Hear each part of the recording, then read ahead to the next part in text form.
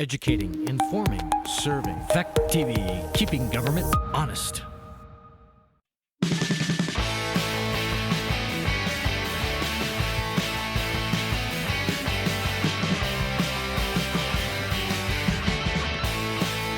The joint board meeting for the Rockingham Select Board and the Village Trustees. It's Tuesday, March 30th. We're in the lower theater. We also have a Zoom link. It's on the, you should be able to get in through the Zoom. So I will now call the meeting to order. We need to approve the minutes of October 20th and December 29th. If someone would make a motion, please. Motion approval. Seconded. Motion been made and seconded to approve the minutes of October 20th and December 29th. Any discussion? Additions, corrections? Hearing none. All those in favor would say aye. Aye. All those opposed? Motion carries. Susan out there? Susan, you out there somewhere? There she is. She's connecting again. Didn't hear her speak though. Sue, can you hear us? Anyway, we Have to assume she can hear us. We can't see her on there. moving on. Okay, we have additions to the agenda for routine administrative matter and/or pressing matters that will require ratification at a future meeting. Mr. Pickup? Just two items, and again, for this meeting, it's informational, and they'll both be on future agendas for both boards for action. I'm going to hand out, if you can take one of each, please, and just hand them out to the board. The first item is a copy of a draft for a resolution for automated vehicles. And the issue there is we had a meeting last Thursday, a public information meeting that was recorded on Fact TV, despite having, again, some technical difficulties, but we did seem to struggle through it. Be that as it may, so that's been posted, and there's some information with that. Also, as part of that, there was a conversation about where does the automated vehicle process go. So just for both of these boards' information, we do have in the audience, Joe Segali, if you had any questions specific to the conversations that occurred last week or conversations to date. And then at some point in the future, we do have a process that both boards have appointed liaisons for, and we'll be having a follow-up with those folks to continue the conversation as to whether or not we ultimately decide to pursue this resolution and pursue a permit for the testing of automated vehicles. So again, just for informational purposes, and since Deb was at the meeting, she might want to maybe add any additional information. Well, this will, are we going to say anything at all, place it on the agenda, or are we just simply going to speak about it now? We're going to deal with it now, yes. Okay. Well, this looks good. The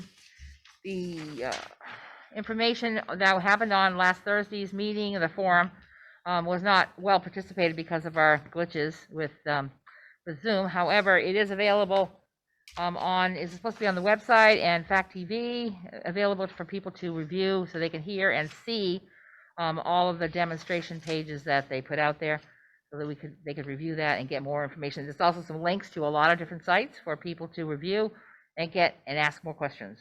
So I think just for this, joint boards information, there is no action that we're suggesting or any particular timeline. I think, as we had discussed, we both have liaisons that have been appointed. So there'll be some follow-up conversations. I'm sorry? Who's the select board liaison? I don't think we have one. We haven't appointed a new one yet. The Had to be new board is reappointed. not appointed, so Right. as soon as we get another person, then I think we can start that process, and then ultimately we'll report back as we move through the conversation. Great. It's on the agenda. Okay, so that sounds great. So I did have Joe available. I don't know if Joe wants to unmute himself and add anything more to this. Yeah, there you go. I'll just say, well, first of all, I'll just say hello. I'm Joe Segali, the Director of Policy Planning and Research at the Agency of Transportation. And I'm not sure if there's been any turnover since the last time I spoke to the joint meeting of the trustees and the select board, and also have Michael Wachowski with me, he and I have been working on this issue, meeting with communities around the state, and kind of just setting up the regulatory review process for the agency, that the agency will follow. And just want to be clear that this is obviously your decision, the decision of the town and the village, both villages really, if this is something that you really want to do, and to allow the testing of automated vehicles on public roads in Bellows Falls and Rockingham and Saxons River. You maintain, you can allow testing on your roads, you maintain control throughout. If you decide to withdraw that approval, you can do that. The other thing I want to say, just to be clear, is there is no specific testing proposal right now. What you would really be doing, it's sort of like the way you zone. You have land use zones, and you might zone an area for commercial development, and you set up standards and requirements, but you're not approving anything specifically. You're just saying we'll allow commercial development in this area, and then when a development comes along, then you do the detailed work on the permitting. So in this case, the municipality can say, hey, we're open to testing, we're zoning for testing, if you will. And then it's the state that actually has to issue the permit, but we will only issue a permit, we can only issue a permit by law on class 2, 3, and 4 town highways if the municipalities, have agreed to it ahead of time. So I wasn't going to go into a big presentation about it all, because I've done that a bunch of different times, but just in case there's any new members, I just wanted to kind of let you know, that's the question before you is, are you open to allowing testing on your roads? And so that's kind of it in a nutshell. And Mike and I are really just at this point here to help and answer questions. And we've been working with Deb and Scott, and we're more than willing to keep on doing that. It's great that there's I think I couldn't quite hear it, but it seems like there's a select board member that's going to kind of join in too. So we can have those conversations and see what the questions are. And I don't know when the next time this joint board meets, but we'll figure out like what the next step is when we get together with Deb and the select board member that agreed to help. And so that's kind of it. We're here to support and to help you. Okay. Anyone have any questions? Wade? Sure, village trustee. I had not seen the last meeting that you had last week. I will take a look at it at some point, but since we were talking about this a few months back, has there been any other municipalities in the state that have signed on Yes. in addition to Springfield? No, not in addition. No, just Springfield. Okay. Thank you. You're welcome. Anyone else? Seeing none, we'll move on to the agenda. Wait, Scott, you have a second thing? And one other item that was also handed out, and we have Marty Gallagher in the audience if she wants to chip in. But again, this is not for action tonight. We'll have this on both boards' agendas for next week. But the Greater Rockingham Area Seniors is asking for support for a USDA Rural Development Facilities loan. And that's something that they're looking to do some capital upgrades in their building, specifically their heating system at the health center. So that'll be coming before both of you for your consideration. I do think Marty's there. Marty, did you want to add anything? I am. No, I just wanted to state I'm not asking for any kind of money from the town. I'm just asking for support from the two boards stating that we are indeed a viable or useful entity in the town. So I just need basically a sign off on the evidence of community support.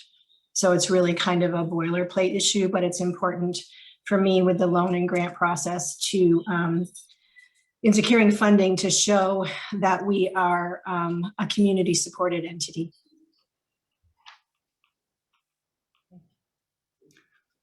Okay, let's move on to Thank you, Marty.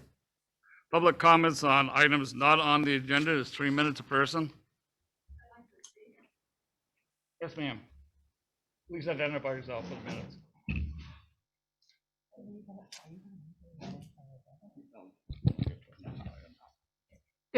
Good evening, everyone. I'm Laurel Greene. And I'm speaking at this point as just a private citizen about the use of technology. I really appreciate the gesture of trying to include people that cannot health-wise come to a public meeting such as this, or our town meeting, or the meeting in May that we're looking forward to on the village. But I have some real concerns. I was asked Bonnie North, a board member, to get me the Zoom link, and when I went to log on to check it today, it said no such event. I called several different select board people to ask for help with this. And finally, Susan Hammond apparently contacted Shannon, or maybe she just figured it out. She went into zoom.us, put in the meeting number and then the passcode, and was able to get in. But this is a real obstacle for people in our community who can't attend in person. I'm also pretty concerned about what happened at town meeting. There apparently were about 22 people in the room, according to the town clerk.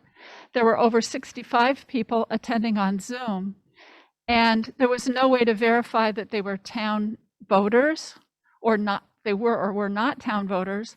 And when the votes were called, there was no time given at all to count or collect in any way those Zoom votes. So people who came thinking they would be able to fully participate in town meeting were basically set aside. And that just doesn't seem correct to me. And I'm particularly concerned that attention be paid to this version of trying to do public meetings. It's really important, but we've got to get it better than it was tonight or was at town meeting.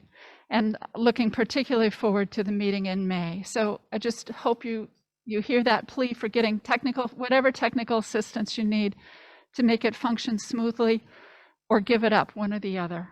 Thank you.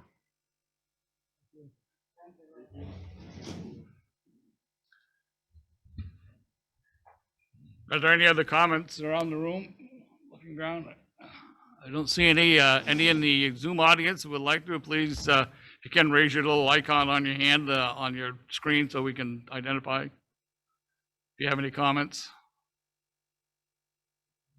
Seeing none, we'll continue on. Getting to the agenda, we have a slight adjustment that we're going to make. A request has been made to move item 4, which is the FERC relicensing Great River Hydro discussion, up to the first item. And the marijuana article, the conversation will be moved down to replace number 4. So who's leading the discussion for the FERC licensing? I think someone's going to be on Zoom. So we'll go ahead and get started with that. So in your packet, we did include a copy of our most recent agreement that is expiring. And one of the things that we're going to be working with the listers on is updating that agreement so that we can cover the next 5-year period. This is a settlement agreement with the owners of the property. It does take some time and energy and some outside consultants in order to assist in this type of evaluation, since these are unique properties, and we do have some folks already identified who are going to help us with that. I think there's a couple items that I think are just more for the board's consideration, and just so that you're aware.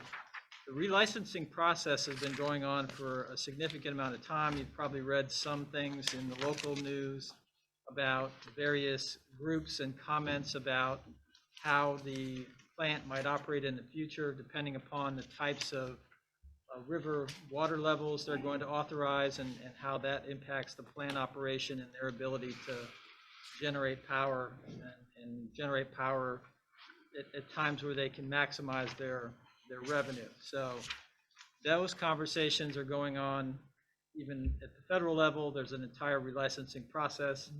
It impacts us as well. As part of that discussion, there's also capital improvements that are being contemplated for some aspects of the dam that impact us, like the fish ladder, like the areas along the canal. There's some other improvements that we're hopeful that we can ask or try to ascertain as we move forward, since this process is a significantly long license. But again, those things are going to be coming to you. The most important thing for the conversation as well is, don't forget the state's intimately involved. And while we have a local interest, the state has an interest in this process as well. So there'll be some liaisoning and some conversations with some of our state folks as well as this process moves forward. I think Gary just had a little bit. Gary, did you want to add a little bit to this, just for some context? You probably have to come up and grab a microphone. So. Mr. Chair, I did not see anything in this packet that dealt with the, It's on the back of the Depot Street Bridge stuff. You read, they double-sided some of the stuff, so Yeah, if you it's look on in the- there, you'll see the agreement in there. Back of the pictures, I had a copy of the agreement that expires April 1, 2022 right. in the packet for the boards. Yeah, hi. So basically, the exchange with Great River Hydro, because they make use of a major portion of Bellows Falls and prime real estate, recreational, economic development. The relicensing process affords negotiation for them to make investments in the town. And where that there's two parts to the process. One of the FERC pieces is complete and available for public comment this spring.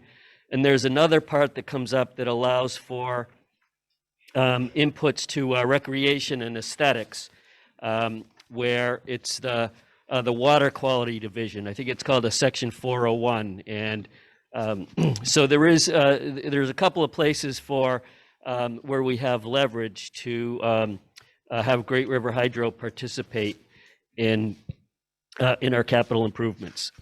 That's basically where we're at with that.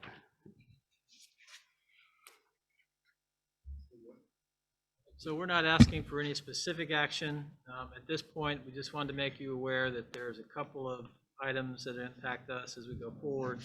Updating the parameters of this agreement will be one. And then, as Gary pointed out, there's a separate process that's going through the FERC relicensing process that deals with potential capital investments. And since it impacts our downtown and some of the things that we're trying to do in areas that are of importance, we wanted to just make you aware that we'll be probably bringing you back more specific issues as that develops, and we get a better calendar of when those types of things might be up for public comment or up for any type of additional federal or local input. So we just wanted to give you a heads up. Peter, Well, do yeah, the listeners have anything to add to this, or? I think Scott covered it pretty well. What's going on now is the negotiation process. Wait a minute, Paul, let me get a mic to you. What's going on with us at this moment is we can't set a value on it until we know how the licensing agreement allows them to use the river. It's currently what they call a pond system, where they build up ahead and let it down. One of the proposals is what's called run of the river, where they don't raise and lower the water. That would influence their income. In turn, it influences their value. And until that is decided, we're somewhat stuck as to move forward with new values. But we'll keep you posted. We are working on it. We have other people that are helping us. And we've run some models that says, well, if this happens, this happens, this happens, this happens. But so we have 7 models and no answer. But it isn't that bad.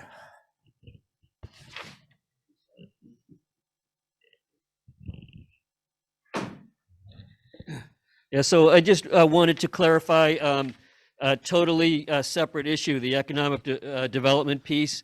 The piece that the listers are referring to impacts the revenues of Great River Hydro and changes their value.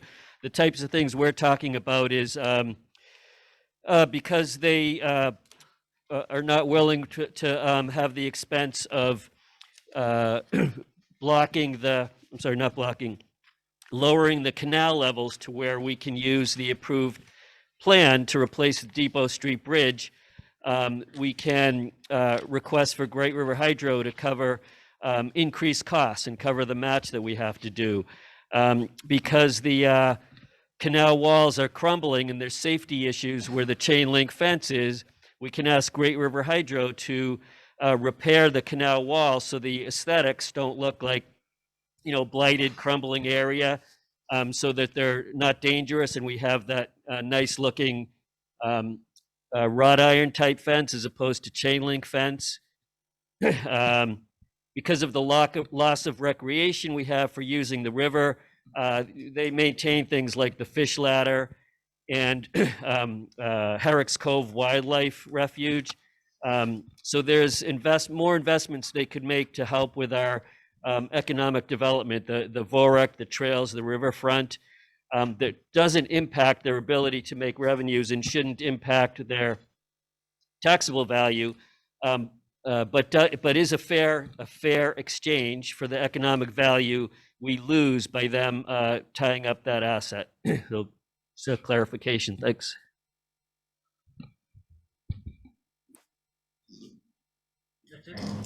Thank you. Okay, moving on.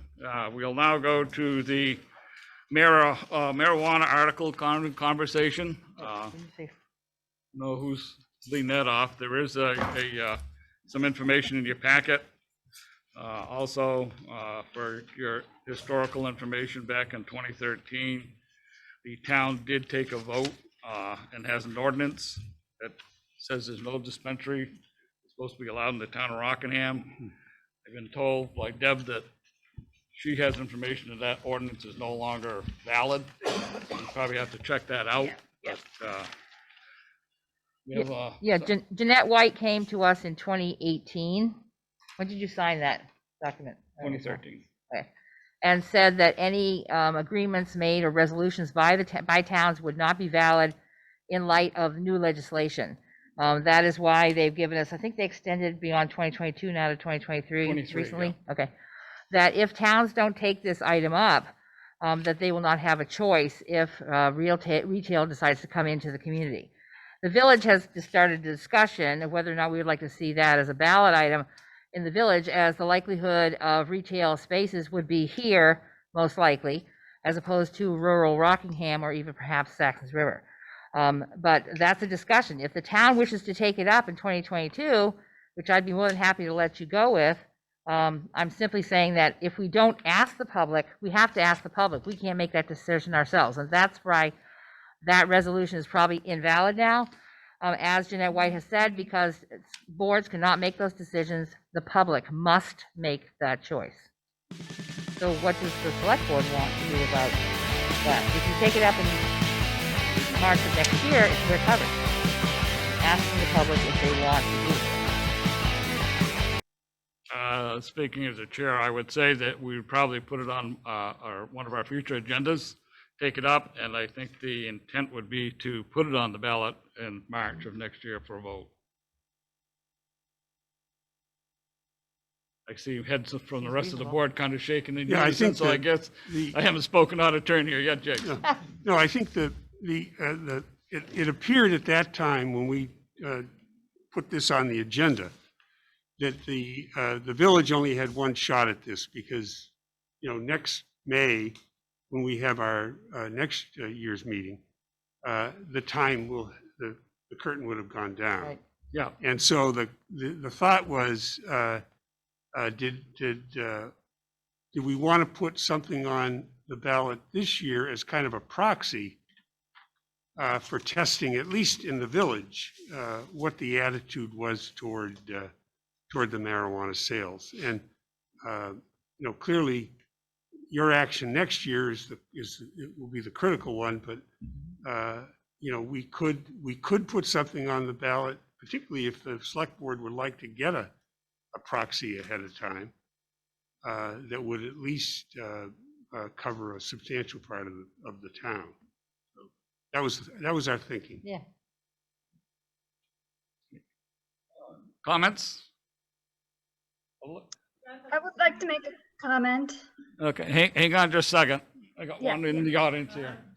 Yep, Oh, I need a please. microphone or Yeah. something, yeah.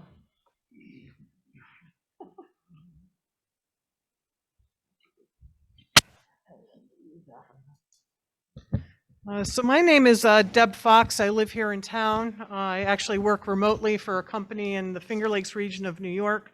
But I'm also a tour guide, and a few years ago started the Vermont 420 tours, which were based here in the village of Bellows Falls, completely compliant with Vermont state laws and local laws at the time. But I guess what I want to say today is that I really think that we need to be keep the conversation open and alive in bringing this type of retail business here in Rockingham and the village. I've known from when I've started the Vermont 420 tours that I'm attracting a lot of people from Massachusetts and Connecticut. I can tell you that my conversation today with the Pharmacy 253 down in Massachusetts, I called them up and asked how many people they actually get from Vermont down in their dispensary, and they would say probably a third. And so I think we're missing a revenue opportunity here as we talk about the taxes going up. We know this is a thing of the future. We already have neighboring states that are legalizing marijuana, and I really think we need to look at this realistically. And again, we need to be smart. We need to educate about it, because I know we do have young folks, and they need to know about the effects of marijuana as well as alcohol and the other drugs that are out on the market. But being in the tourism industry, I would encourage us to really think about this as a viable tax revenue stream for us here in Bellows Falls and Rockingham.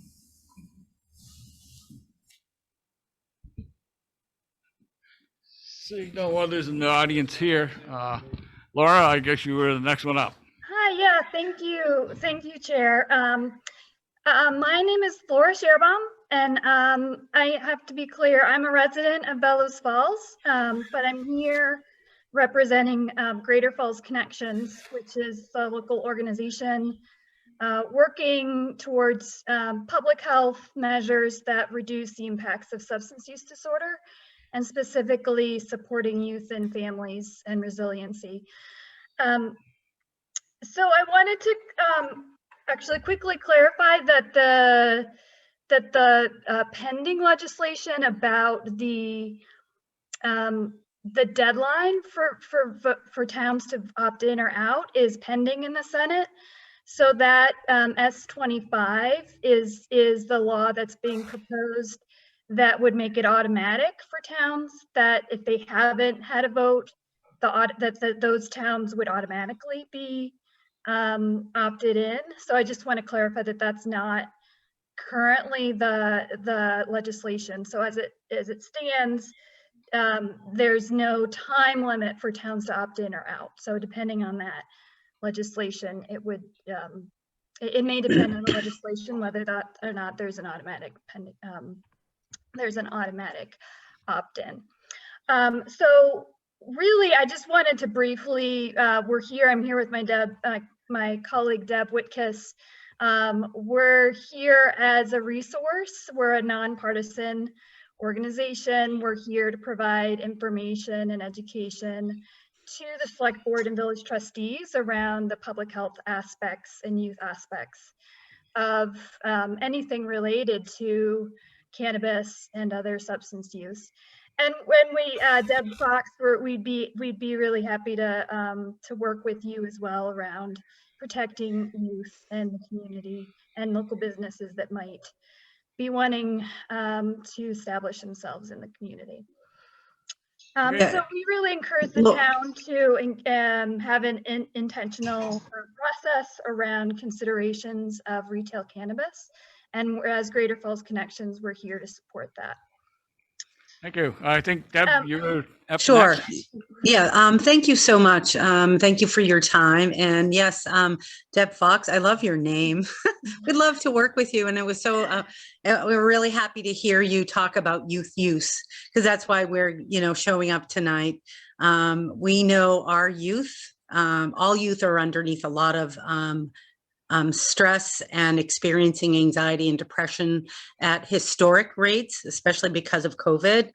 And we want to provide support. So, as you move forward in this process, make sure we're, centering that concern and making sure we have enough support for youth and parents to help them have the cannabis conversations, just like you would with any other substance, to be prepared. And we're coming in, we do not believe in fear mongering. We just look at the science, and we acknowledge that there are health benefits, because of cannabis use in THC published in the NIH and the CDC.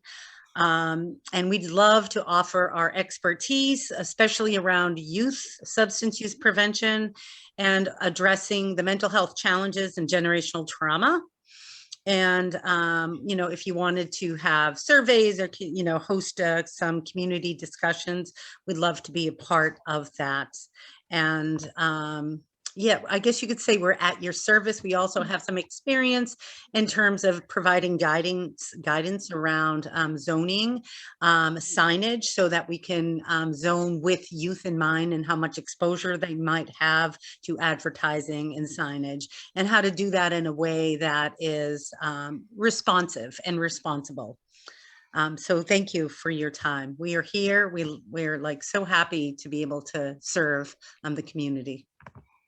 Thank you. We'll keep you in mind when it goes forward to have you on, make sure you're aware of the discussions at our board meetings. Thank you. Thank you. Thank you. Oh, okay. No one else out there in radio land or TV land there? Seeing none, I guess we're done with that. Let's go to the next hot topic here. Oh, God. Depot Street Bridge. In your packet, there's some wonderful pictures, if you want to call them that, and a description of where we're at. And I think Scott has some further information, hopefully to enlighten us further, or perhaps dash our hopes here. We've got some folks on from VHB who I think can walk through and maybe give you some additional information about the handout that was distributed in your packet. I'm sure for veterans of the board, you've probably been talking about this bridge for a while. We've run into some logistical and cost-related problems with the last iteration of the bridge, which brings us to where we are today with this update. One thing I did want to hand out to the board is there are considerations for Section 106 and historic preservation purposes. Walter and our historic preservation folks also want to just sort of give you a little bit of their background on where they're at. So I will do that as a separate part of this same conversation. But I'm assuming that Scott Burbank or one of the VHB reps might want to maybe update from where we are at this point. Hi, Scott. This is Scott Burbank from VHB. Is it possible to share the PowerPoint on my screen through Zoom? It is. Yeah. Hang on a second. I think I have to give you the authority to do that. Yes, that's correct. Yep, hang on. Here he goes. Yeah, I know. Scott, I'm going to do that right now. Give me a second. Can you hear me? Yep. Can you do a remote check? Thank you. All right. Scott, you are on. Try to take over. Okay. There we go. All righty. Are we sharing screens? We appear to be, but it's yes. Yeah. You have started sharing the screen, but we don't see anything up yet. Right. All right. We'll wait for South Burlington, Vermont VHB Internet to catch up there with you go. Rockingham, There we Vermont. go. Boom, Internet. there it is. All right. Yeah, it took a little while to come down the interstate, but I think we're there. Much faster than it is for me to drive, so that's good. So thank you everyone for joining us. Moving ahead, I am Scott Burbank from VHB, who cannot there we go, because I can't make a slide move. So as I said, I'm Scott Burbank. I'm the VHB Consultant Design Project Manager. So the way this works is VTrans is managing the project, and from VTrans, it's Jonathan Griffin. John Griffin, he is the VTrans Project Manager, and VTrans has hired a design consultant. VHB is that design consultant. So we work with Jonathan and the town to design the project. Also with me today is Kyle Oppenhauer, and I hope, Kyle, I said your name right. I noticed that I don't ever say your last name. I just call you Kyle, so I apologize. Close enough. Thanks, Scott. Okay, yeah, I'm sorry. So he's the VTrans Senior Architectural Historian. So the way this works is, I think most of you are familiar with SHPO. VTrans also has their own set of historians, 2 to be exact, Kyle being one of them. And so basically they also do their reviews and then coordinate with SHPO on historic things. So Kyle is here to talk about the historic aspect of this project. I'm here to talk about design, and then John is here to talk about schedule and finance and other things of that nature. So I guess just first taking a step back, I think everyone knows we're talking about Depot Street in the village of Bellas Falls. As you can see from this picture, it is very deteriorated. We have spalling concrete, rebar, and it has been determined to be structurally deficient. And so because of that, we are moving forward with a replacement of this structure. And the original scoping report, or not the original, the scoping report, the intent was to replace the existing arch in kind. So we started on a preliminary design for this structure. And by doing that, we look at what is available. This arch was constructed using cast in place concrete. Today we have precast concrete, which accelerates construction. So BIBO makes an arch that is 102 feet long, and that ironically or ideally matches pretty closely the curvature and the length of the arch that is there today. So it's the maximum one they get. And so one of the drawbacks of having a 102-foot arch is that the rise of that arch isn't very big. And so what I mean is the vertical distance of that arch from where the arch ends to the top of that arch is small compared to other arches. So it puts a lot of thrust or force outward. So it's if you think about, like, if you push down on the top of that arch where like the 102 dimension is, the bottom of that arch where those rectangles are with those lines coming down, that's the foundation, and it wants to spread out. So to resist that thrust, we have significant amount of piles in there. We're showing 3 rows, but it's not just one row. Those go in and out of the page or the screen as you're looking at it to resist that thrust. The other thing to note is that the water level. So I know it was brought up actually with the FERC permit about the water level, but in our discussions with Great River Hydro, the FERC permit limits them in terms of their water level. So right now, and I got to look here, it's 291.6 is the maximum they can be at, and then 288.6 is the minimum, so a 3-foot difference. And as you can see from this, it doesn't get us down deep enough to construct that foundation in the dry. In other words, it means that we would have to be in the water to drive those piles and then do that work, and that just doesn't work. So what that means is we would have to install this cofferdam, which we're showing, and the one we looked at is what's called a sheet pile cofferdam. And so it's basically taking these Z-shaped sheets of metal and driving them into the canal, which means the canal is stone that's sort of, next to each other, adjacent to each other. So it's not like a regular channel where you just have a gravel bottom and you can just drive through. So you have to go in and remove those stones individually with a diver. You then drive that sheet down and then you dewater. And the sheets are good, but they're not watertight. So you continuously, through the project, dewater to do that work. And I guess sort of speaking about in the dry, this is a picture of them constructing the arch originally, and you can see they don't need a cofferdam because they are in the dry. You can also see that there is no OSHA and no child labor laws as well. A little bit of a different time. And the reason we know it's cast in place is you can sort of see the rebar sticking up. So we knew they were making concrete and constructing it. So for those of you who like old bridges, it's a very interesting photo. And this next photo here is sort of the arch constructed. And again, you can see where the water level is. You can see the foundation of the arch. And for those of you that obviously, you show that picture, none of that is visible today. So not only has the canal changed, but the water level has obviously increased as well. So I guess just looking at constructability on the right-hand side, we sort of have a timeline here, which sort of talks about each of the steps to do the construction.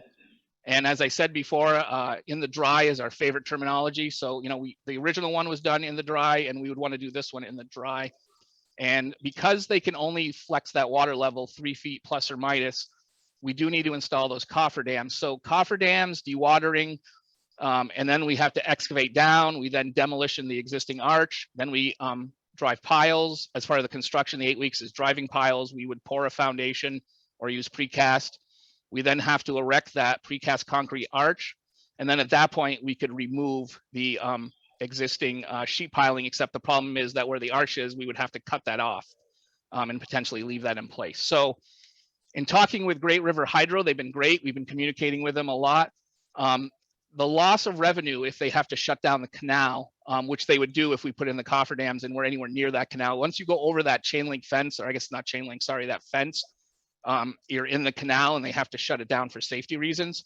So they're, forecasting between 200,000 and 600,000 a month in lost revenue. And if you take that 8-month schedule, what that translates to is approximately 1.6 million to 4.8 million additional costs beyond the construction cost. The other thing that we didn't know, which we learned about, is called a scarcity event. And what this is that if ISO New England, which I am not an expert in power, I wish I was, I would probably be a wealthier engineer, but ISO New England calls them and says, we have a brownout wherever, we need to make power. If that facility can't come online, they get fined $120,000 an hour until the scarcity event ends or they're able to produce power. So, you're thinking about 8 months period. Obviously, we have no idea when scarcity events are going to occur, but there is a risk of 120K per hour out there if we're impacting this canal. And then I guess looking then at construction, like I said before, we have to construct that cofferdam. So that's 2.1 million. And the issue with the cofferdam is, unlike a river where you can just drive into the gravel bottom, we're going to damage the canal. We're going to go up and pull up stones, which presumably haven't been touched in many years. And the other issue is that when we construct those cofferdams, we're going to narrow down that flow. So right now, the way you think about it is that water has a volume going down through there, right? And that volume, we're going to neck that down. And when you neck down the volume, right, area gets smaller, water moves faster. And when the water moves faster, there's the potential for erosion. We don't know what that's going to do to the sides of the canal, if there's going to be an issue. So there's other risk concerns going on. And then, as I mentioned previously, the sheeting would have to be left in place because the arch is going over the top of the sheeting and you can't pull it back out. The other thing to know is VTrans obviously has the power to go to condemnation. And so what this is it means if they need right of way to construct a project and the property owner is unwilling, they can go forward with the condemnation. The issue here is that it would be hard to defend the necessity because we do have an alternative, which is the steel truss arch, which we're going to talk about in a minute. And so we don't think we would win if we went through with condemnation. Excuse me here while I take a little drink. So I guess in terms of the alternatives we came up with based on all that research we did in coordination and just looking at how we could reduce that cost and that time frame. So we did a little research and found out that there used to be a truss arch there, and Kyle will talk more about that after I'm done. And so we thought a steel truss would be an appropriate replacement for the concrete arch. And so by doing that, what happens is construction is still that 8-month duration, but we only need to impact the canal for 1 month. And that's essentially that demolition period. And so the idea is that we would go in, we would demolish the existing concrete arch. They would shut down the canal for 1 month. We would then, once the arch is removed, all the other work we do outside the limits of the canal water line. So we don't impact that water line, thus the canal can function. Great River Hydro can make power. So when you look at that, we're reducing that timeline from 8 months of dam or power shutdown to 1 month. Obviously, our out-of-pocket cost for that impact to the revenue is only 200,000 to 600,000. And then obviously the scarcity event, 120K per hour, very much alive, very much there, but it's only a 1 month, 30 to 31 day period as opposed to 8 months, which I'm sorry, I didn't do the math on 8 months in days, but obviously longer. And then in terms of cooperation with the power owner, with Great River Hydro, there's no cofferdam, no sheeting required, so we're not really impacting their canal, and we're avoiding the impacts to the canal walls and the bottom of the canal. So when you look at this alternative, we end up with a cost savings of about 1.4 million to 4.2 million, and that's simply taking the previous number and just removing the 200K and 600K. And the other thing that goes away is the 2.1 million for installation of the cofferdam system. That is no longer needed, so that's a cost that we do not have to bear for the project. So I guess just quickly looking at alternatives, we did this rendering. It's not perfect, but just to give you a sense of what's available. So this is, if we did do a truss, we would probably go with a prefab truss. These are made by Contech. And so the two options we thought would be most appropriate is this Keystone truss, which has more of a curved top chord, with the top chord being the member right along here, and then the bottom chord being the straight member. So this is very curved. We showed it as green. This is the VTrans has a federal chip color for their green. Doesn't have to be green, can be red, can be blue, whatever the town thinks is appropriate. But we're showing it as green. It could be galvanized if you're into that too. So whatever you would approve.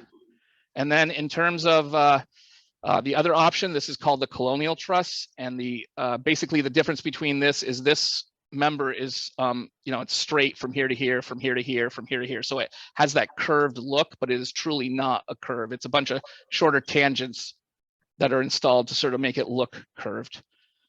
And so with that, I guess I'll turn it over to Kyle. Great, thanks a lot, Scott. Yeah, I'm not going to spend too much time talking about sort of how we got here. Scott covered it really well. But really what I just want to touch on was, at the beginning, when we first started talking about alternatives and this project, we really thought that a precast arch would work great at this location. The geometry worked. It really replaced in kind what's there. And as our design moved along, we really sort of really ran into those challenges that Scott just outlined as far as constructability and working within the canal. And as much as we'd love to see the arch installed, it's just not feasible for this project. So we took a step back, looked at what we could do. And I know a lot of people really had their hearts set on the arch. But looking back in time, we thought maybe a truss, if we couldn't get an arch, maybe a truss could work instead. And aside from a constructability perspective, there has been a truss on Depot Street in the past. So historically, there's that connection. And really, for an area that has been so directly shaped and influenced by railroad construction evolution, a Pratt, a Warren truss also fit historically. And members of the historical societies in town, I'm sure Bellows Falls, Rockingham, have seen better images of the truss that used to be there. This is just one I had laying around, so apologize. But the main thing I just sort of wanted to show with this image is yes, this truss did exist historically, and it also, you'll notice it has that curved top chord, similar to the bridges that Scott just showed. And if we look at the next slide, again, really, I just wanted to, I'm sure many of you have seen this before, but I just sort of wanted to reiterate, just if we can't have that concrete arch, then maybe a truss could be a good compromise, again, just because of the railroad history on the island, Bellows Falls, Rockingham, and there is that truss up the canal for the railroad. So, as Scott mentioned, colors up for debate, but from my perspective, looking at the setting, the context, the history of Bellows Falls, that's sort of how we arrived at a truss alternative instead of an arch. And as soon as we're done here, we can answer questions. And I think that was a big part of what we're hoping to get out of this presentation and meeting today, was to just, like I said, answer questions and really hopefully get a good direction forward, since unfortunately we can't do the arch. So with that, I'll turn it back over to the select board, and hopefully we can answer some questions if there are any. Well, I guess one of my questions would be, I see one of my compatriots here doing some hand gestures to another one here. The turning radius on this, this arch construction, I know that was a big point of contention with the arch. And we were told that it couldn't be accomplished that way on the westerly side of the bridge where it goes on to Canal Street itself. For turning, truck traffic on there, what makes this truss option that much more attractive if we can't, make that turning radius any better than what it is? God, do you want to take that one for a second? We have evaluated those turning radiuses Yes. in So detail.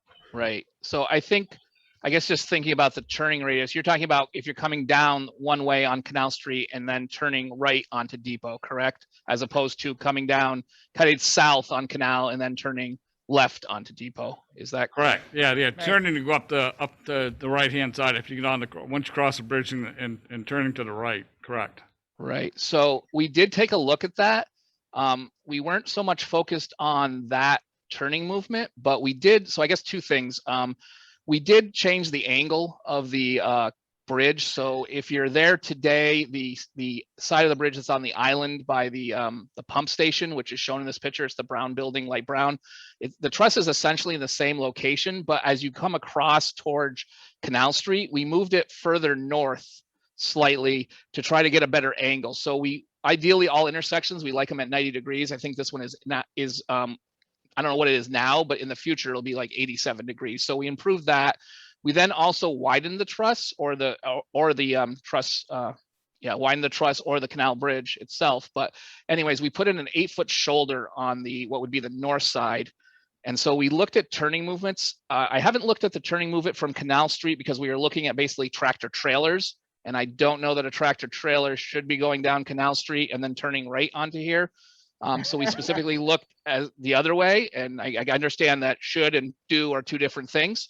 But you should improve. We are going to improve the turning radius here immensely from what it is today. I don't know that a WB65, which is AASHTO terminology for a tractor trailer with a sleeper cab and a 53-foot trailer, you can't get that through there today, and you won't be able to get that through in the future. But your 48-foot trailers with tractors that don't have sleeper cabs, they should be able to maneuver through here without issue, assuming they come down Canal Street from US 5 and turn to the left.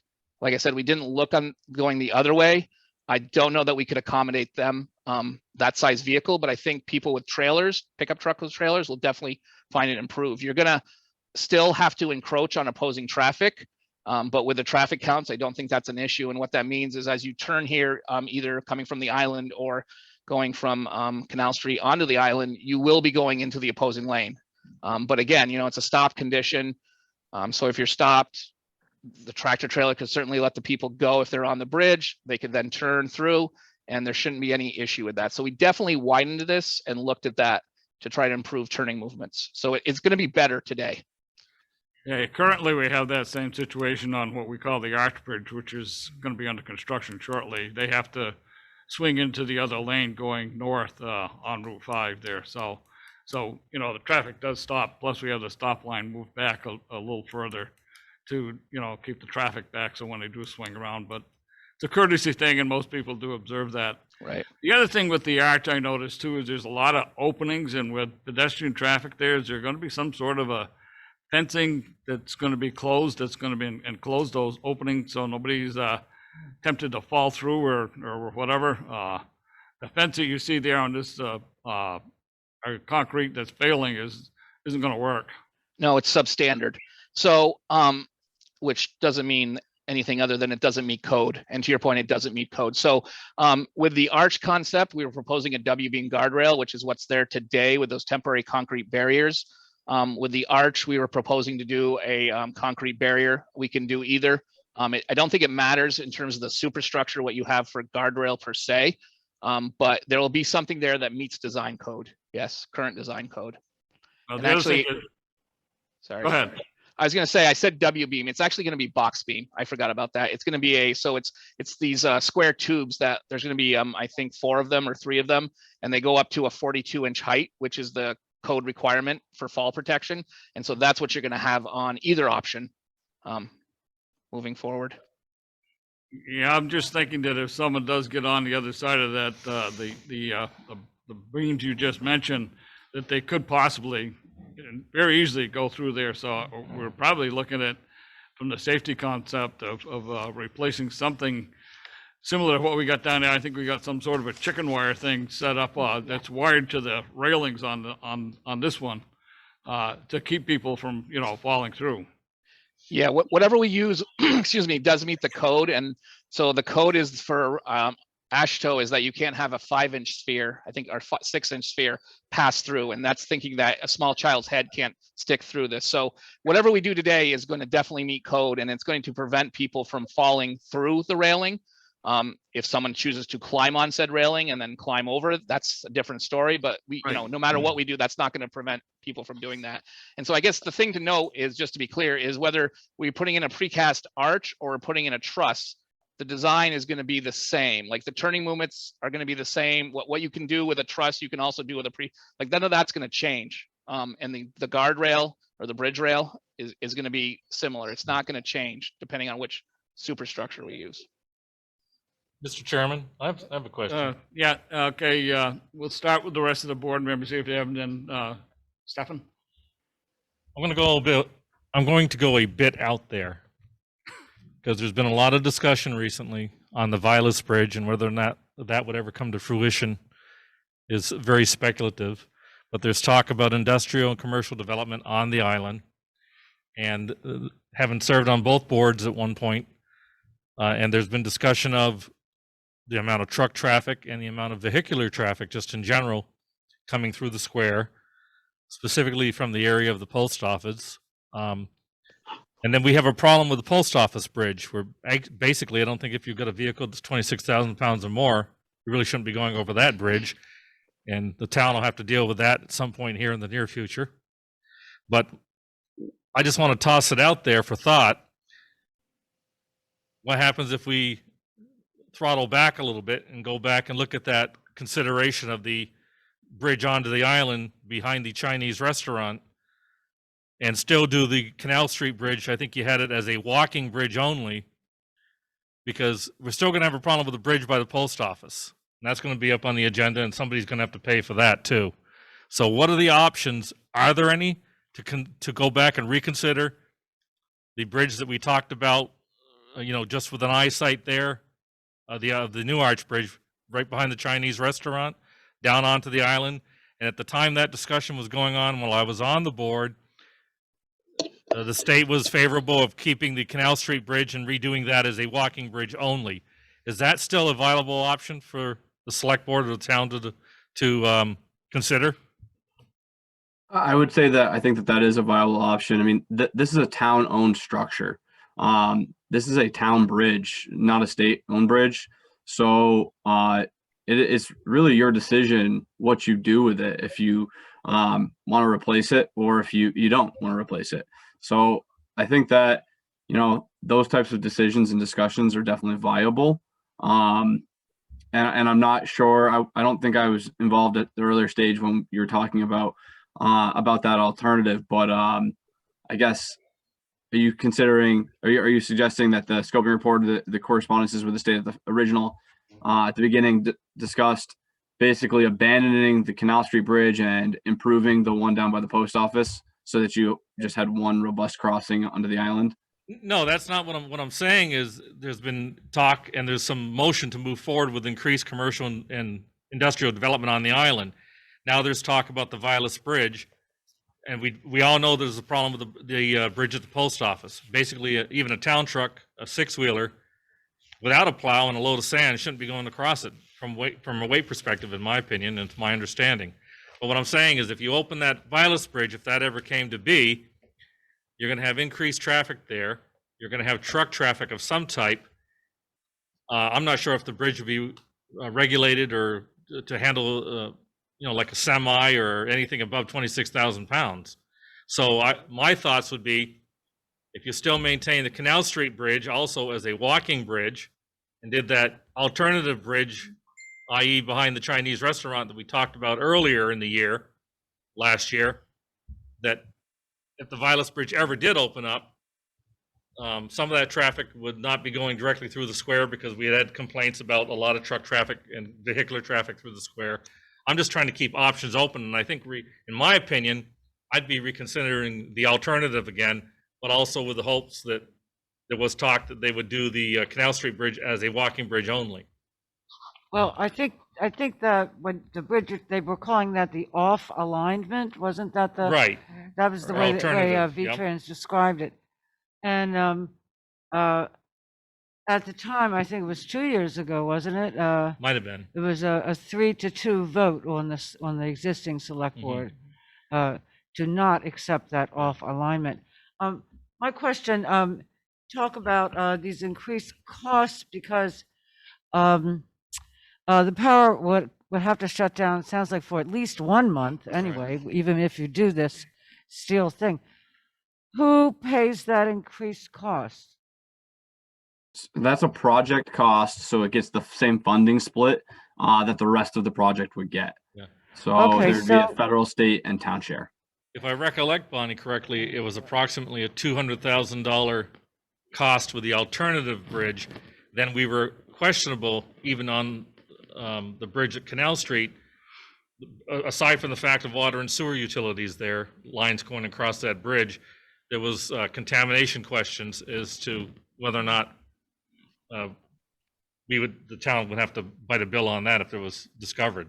Right. But I'm saying if you, in the long term, 5 years down the road, if that Vilas Bridge opens up, or even if it's 2 years down the road, they decide they're going to put a new bridge on the Vilas Bridge site, you're still going to have that, as I term it, a bump in a road with the bridge by the post office. So if we went with the alternative discussion, you would avoid that and still be able to have commerce go and people cross. Exactly. I personally, I wasn't on the board then, but I was very much in favor of the off alignment bridge at that time, and really disappointed in the vote that was made. Can somebody tell us, or somebody that's good with math, figure out, since we'd have to pay a share of this extra cost to do the steel truss bridge, which nobody's happy about anyway, how does that compare with the extra cost for the off alignment bridge? And that was I understand the reason for that vote was they didn't want to have to pay more. Well, what's the difference? I don't know if that was all the element. But well, I thought that seemed like that was the major concern, that it was going to be if you're too costly. I'll give an opinion, and it's just my opinion, doesn't reflect my constituency, but there's people out there thinking the same thing. You're in the middle of a pandemic. The economy is probably going to hopefully start to open up here within the next 6 to 12 months. So I could foresee a need where that the 120,000 per hour thing might come into effect if businesses start cranking up again. God. And for lack of a better term, our ship has sunk if we're for 1 or 2 hours. So what's the difference in cost? Like this steel truss is going to cost us more than we thought, right? Am I correct about that? Less. Appears to be. Yeah. Just as a point of historical information stuff, and I think your numbers are wrong. I think the off alignment bridge was a 10% match, which ended up being something in the vicinity of $400,000 the town would have to pick up. And the in place the bridge that we're currently discussing was $172,000 for the town. So it's quite a bit. Go look at that back again, and it's a 5% for the in-place bridge replacement and 10% match to go on the offline. So right, but then what happened was the current bridge would then be turned into a pedestrian bridge, which the other problem arises then was the town then is responsible for the maintenance on that bridge, and then those costs would be a future thing that we'd have to think about. So there's a lot of things that came into the mix.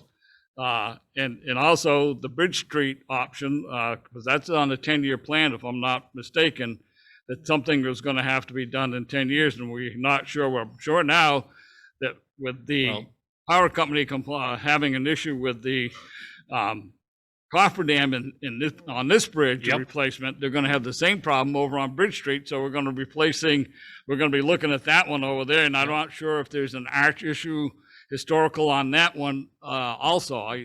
That's another issue Right.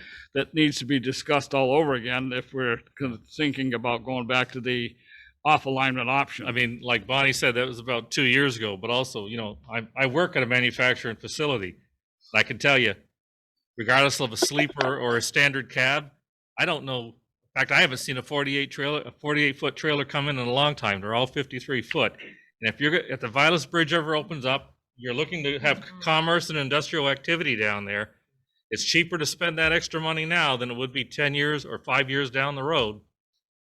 And people will be back to this argument again, whoever's on these two boards, of increased truck traffic coming through the square, shaking buildings or whatever, et cetera. I mean, from a historical standpoint, I understand that, but keep it to one person at a time talking, Okay, otherwise. My question, yes, the steel truss is going to cost much less than the off alignment, but it's going to cost more than we thought, correct? Because of all these. no, if they went with. It's going to be less It's going to be even less than the concrete. than the concrete, yeah, it's Even, less. even with the cost of the Well, I power, haven't seen the cost, but it's less, it's less. even with the power plant having to close down and be reimbursed.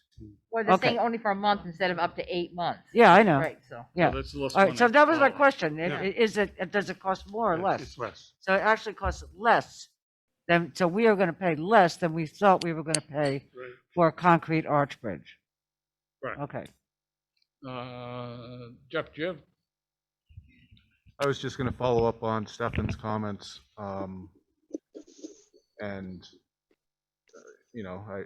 guess I came into the meeting hoping that we could reconsider the off alignment bridge in consideration of the impact it could have economically long term, opening up options onto the island that we will preclude ourselves to be able to explore if we do not do that.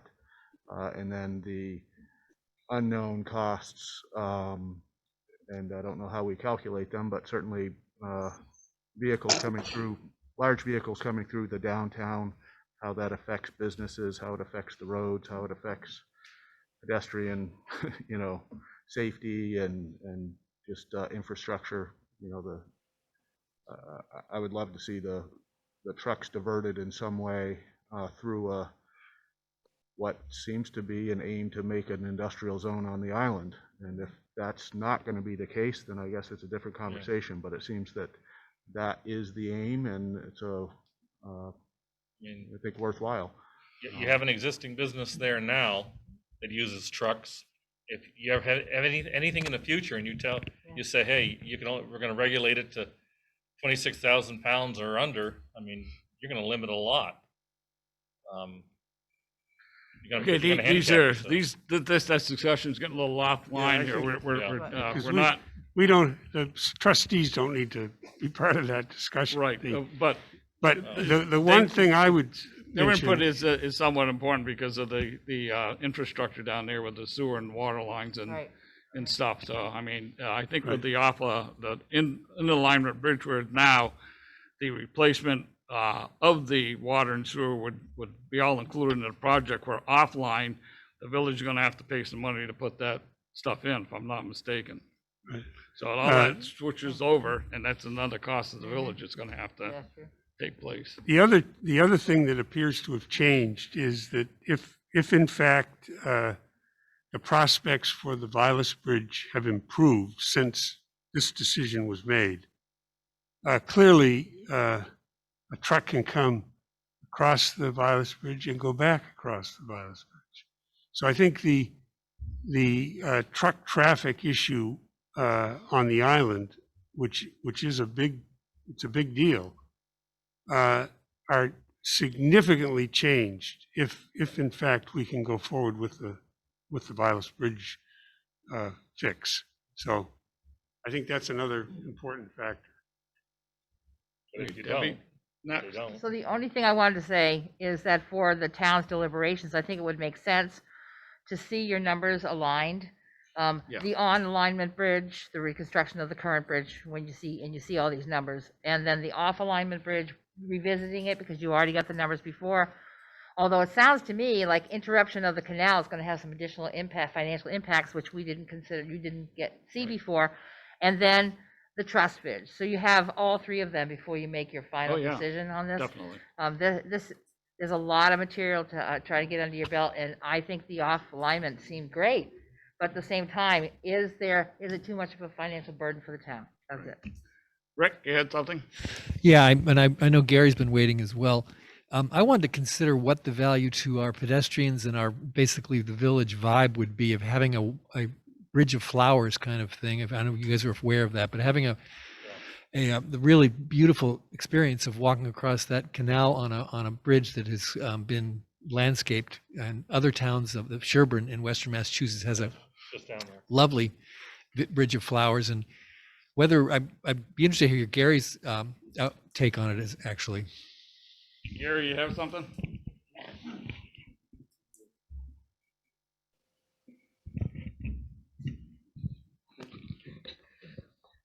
Yeah, so there's some moving parts here that we're not accounting for, and Deb referred to them. So the numbers that were compared, the arch bridge that we were originally looking at didn't have the cost that they're talking about with this truss bridge, and so it is really important to get new numbers on the truss bridge and compared with the off alignment.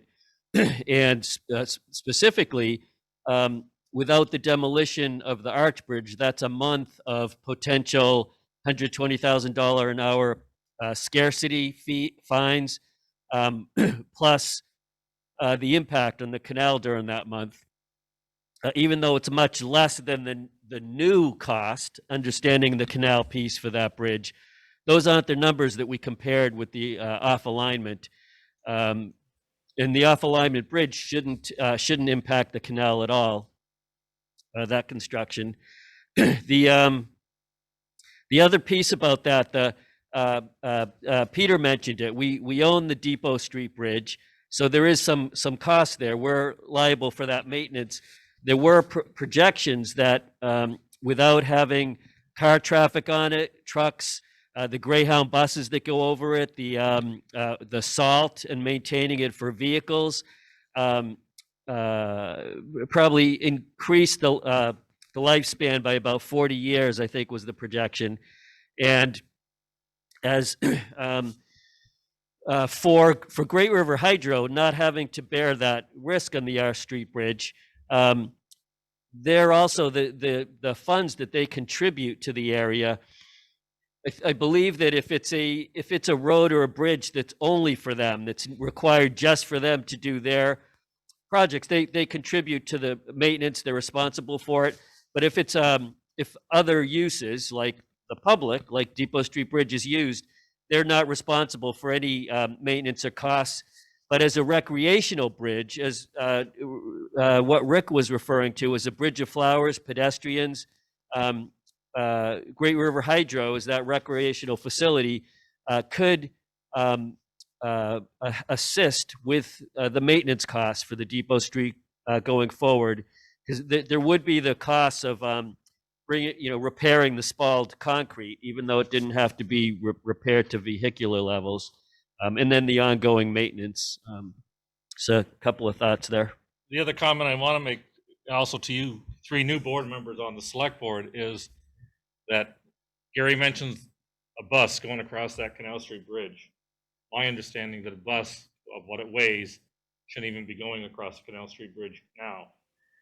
And also looking into the future, if the state of New Hampshire doesn't do anything with that Vilas Bridge, basically you've got an island that's cut off because we don't have a bridge that would handle the truck traffic or the weight that would be needed to foster or be an incentive to the old Robertson paper mill site for anyone to build a manufacturing facility that requires a lot of truck traffic. I look at it another way too. Just pretend the Vilas Bridge isn't there anymore, because it hasn't been for quite some time, and you're going to want to have access to that island, and that enhances the value of that island, in my opinion, with the alternative choice, because you could still do everything and avoid going through the square with large trucks and vehicular traffic. Wade? I have a couple questions for the folks on the screen up there. I was going to say, why don't we just do all four at once and get it over with? Probably ain't going to work, huh? Yeah. No, my question is, could you just speak briefly? I'm just out of curiosity. The projected, and I know it's just a projection, but in your line of business, the projection of the lifespan of these bridges as for the Keystone, the Colonial, the two steel models versus the original plan with the concrete arch, just how they compare out over time, lifespan. Scott, you can correct me if I'm wrong here, but when we follow the current AASHTO code, AASHTO assumes a 75-year design life, the way the code requirements are set up. So if you meet the code, your structure achieves a 75-year design life theoretically, and you can improve upon that by exceeding the code. So I think we would be assuming that they would be comparable to each other. I think that the arch, the concrete arch, it would probably be a little bit superior in durability and longevity, just because it's buried. You backfill it. You don't have it exposed to the elements as much. So there is a benefit in that scenario. Okay, thank you. Another further question in regards to the off-alignment bridge. I think Wade just referred to, or someone referred to, that would not affect the current canal condition. Is that correct? I don't know if you people looked at that off alignment. I mean, for the abutments on that. We haven't, but it potentially, it could be potential not to, if we could span over the canal, similarly to what we're planning on doing with the truss, with the proposed truss that we talked about tonight. Granted, if you do that at the skew, the span gets a lot longer. You likely would not be able to do it would limit the structure types that you could do based on span length, because you're going across the canal at an angle versus going across it perpendicular. So we haven't evaluated it, but I would say that would certainly be plausible to avoid the canal. Now, the other thing, I believe the state owns the land under the parking lot currently, if I'm not mistaken, and they lease it to the town for the proverbial $1 a year thing. But contamination, I know that used to be a railroad stockpile where creosote coated railroad ties were stacked for several years. Is that going to require environmental testing? So we've done some testing already, and we've got the preliminary results back. I don't think we've got the final analysis complete or the final reporting done, but we did find some contaminants that will need to be addressed through the project. And basically, I can't speak to this in detail, but my understanding is they exceeded the residential background standards, but not the urban background standards for most of those contaminants, meaning that those fills could be reused in an urban background setting. I do think there may have been some tests that came up a little higher than that urban background, which would mean that those would have to be disposed of off-site or disposed of at a receiving facility, if they couldn't be reused on project. So contamination, basically, the rule of thumb is if you can leave it where it is or put it back where you took it out, as long as it's not grossly contaminated, then that's preferred because you're not moving it. But if it exceeds the residential or urban background standards, then you can't take it off project site and reuse it anywhere you want. You have to, send it to a correct facility. So we would have to manage those soils on this site based on the preliminary testing we've done. Okay. Unless there's any further questions, Jeff's reaching for the mic here, so I'll let him go ahead. I just had a question about that contamination, whether it restricts or enhances possible funding options. It any effect? Doesn't change the funding options that I'm aware of. I mean, we would be project funds at the same ratios. It'd be a project cost borne by the project. We do have some that was one thing I was hoping to discuss briefly, would be that it gives us a lot of flexibility on how we manage those soils.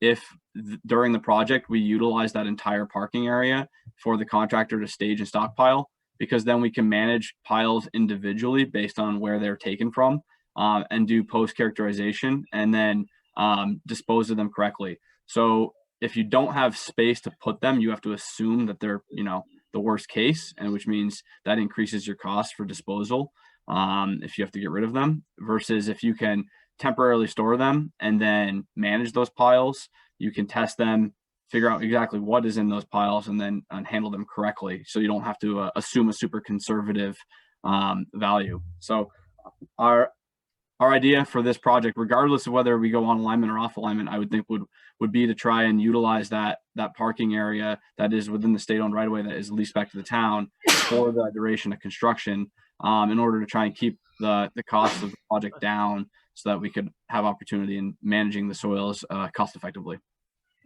So those soils will be removed after the project is complete, is that correct, or will they stay on site? They would be backfilled, but if there are suitable soils, they would be used for suitable backfill in common, backfill scenarios. But if there was excess soils, which there typically are, because you bring in new select material, those excess materials would be disposed of properly offsite. Okay, because I know we're discussing parking there, and with this new project that we've got going on the north end of the square here, And- the Bell's Garage project, we may be looking for additional parking spaces down there, so we're just concerned about that. And those could be used for any urban background fill for most of the soils that we've tested so far. So that would be a plausible option for fill. Mr. Chairman, we're talking about the contamination possibly on the alternative site. There was discussion at the time about test borings on the Canal Street Bridge, the west side there. Did those test borings produce any contamination results? Because we'd have to deal with that also as cost. I honestly can't recall. Scott, do you recall if we had any on the Canal Street side? Yeah, Any I don't positive hits? recall if there was anything on the canal. Yeah, I don't recall Canal Street if there was contamination or not. So I'd rather not guess, right? So I just don't remember. On the opposite side. Yeah, that's what On the island, yes, Yeah. it's non-hazardous contaminated, and to John's point, it exceeds the residential background. But I think some of it actually exceeds the non-residential background, which is the urban, which means you like if it didn't exceed the non-residential, you could find an area where you could dispose of it. But to his point, so yeah, I mean it's to your point, it's nothing different than you find in any other railroad location across the United States. Okay, my follow-up question to that is, if you're acknowledging that we have contamination on the parking lot side, it was mentioned that that's the town's responsibility to pay for that remediation or whatever you want to call it. Am I accurate? I'm just going back almost 2 years on a memory here, but. So my understanding is that would be any soils that we disturb as part of our project are going to be borne as a project cost at the correct funding ratio of federal, state, and local share. Okay. And that we will be basically trying to limit our impacts to the areas that, absolutely minimally possible to reduce those costs. We are looking at, regardless of what alternative we select, basically undergrounding a lot of those aerial utilities on both sides of the canal, because those would be in the way of overhead picks for cranes. So that does increase the area of disturbance and the amount of excavation and potentially the amount of soils that we have to manage.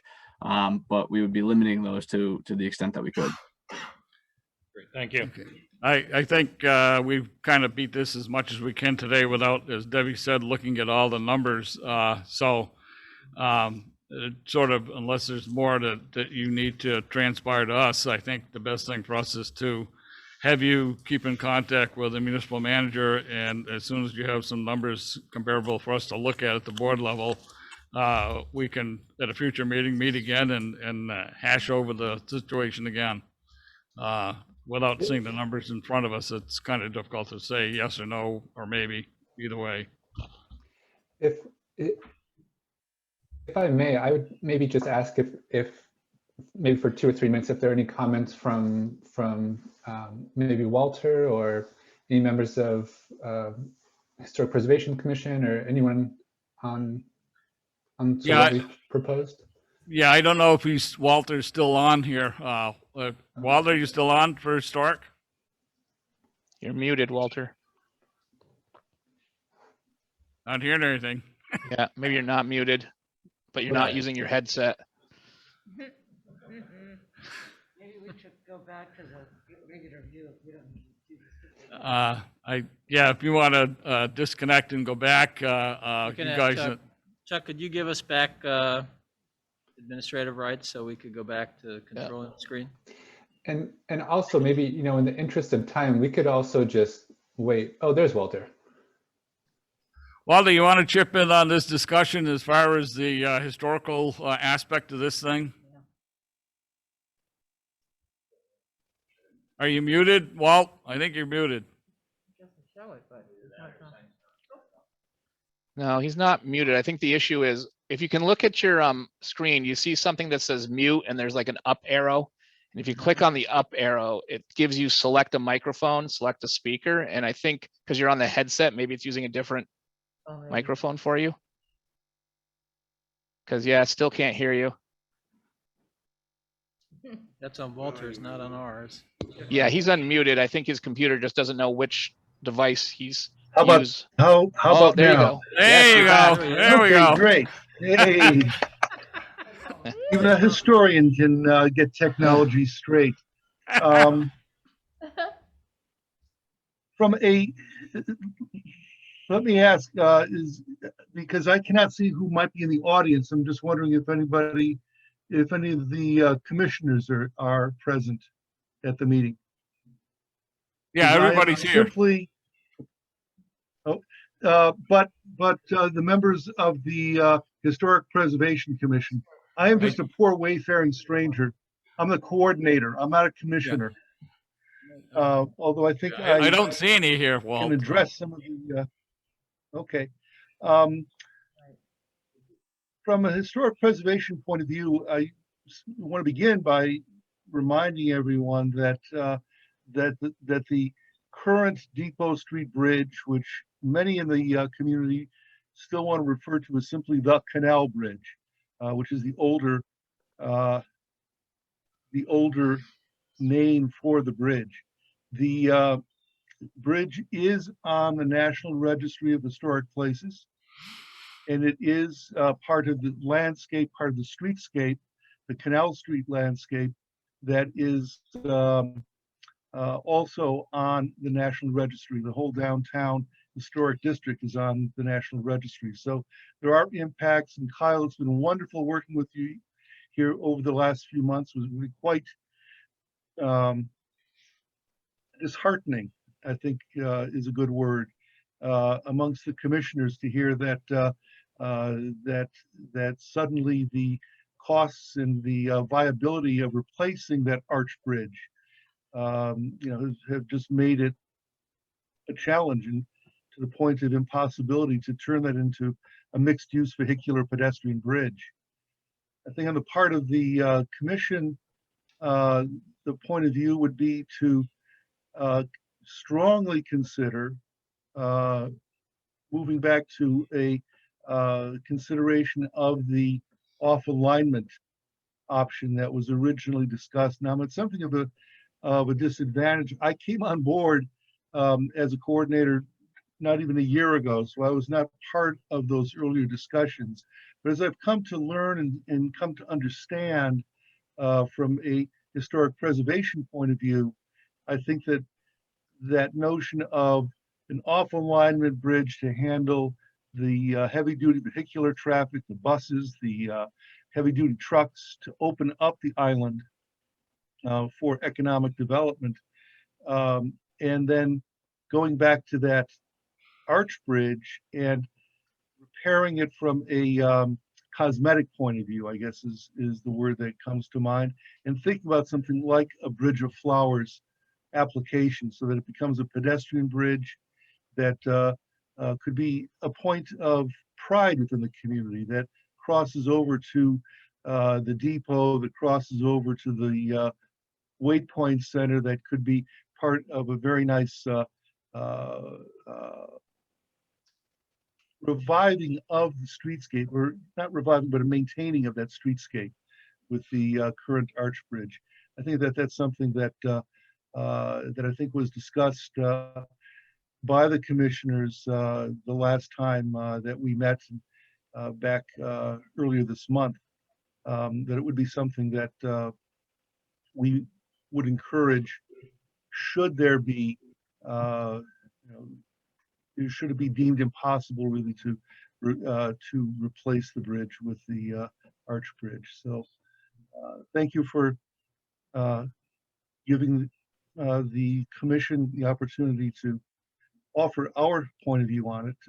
But if anybody has any questions about, I can really get down into the weeds about the steel truss bridge replacement concept, the original steel truss bridge that was there was built, I can tell you, in the summer of 1892.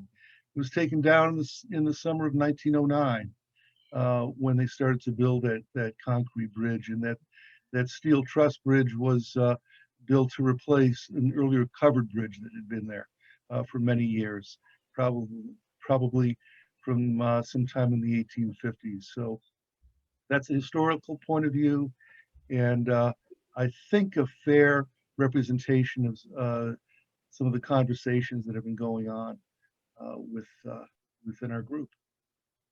Thank you. Okay, thank you, George. Walt. I think we've pretty much exhausted the discussion on this article for this point until we see some further information and numbers so we can look at all three aspects again, such as going to the pedestrian bridge option, et cetera, and what that means for the Bridge Street Bridge also. I would venture that we would get those somewhere along the line in the next couple, 3 months. I don't know how long we can delay this project before we don't have a bridge down there at all. The demolition may be by neglect at this point. And so if there's no further discussion from the board, I think I'd like to move this along and get us information and have you people back at a future meeting, including the historic aspect of it. So maybe the commissioners can be invited at that point and partake in the conversation at that point. I'd just like to say, everybody misunderstood my question earlier. I think we need to know, and maybe this is something we really need to make sure we get the numbers on.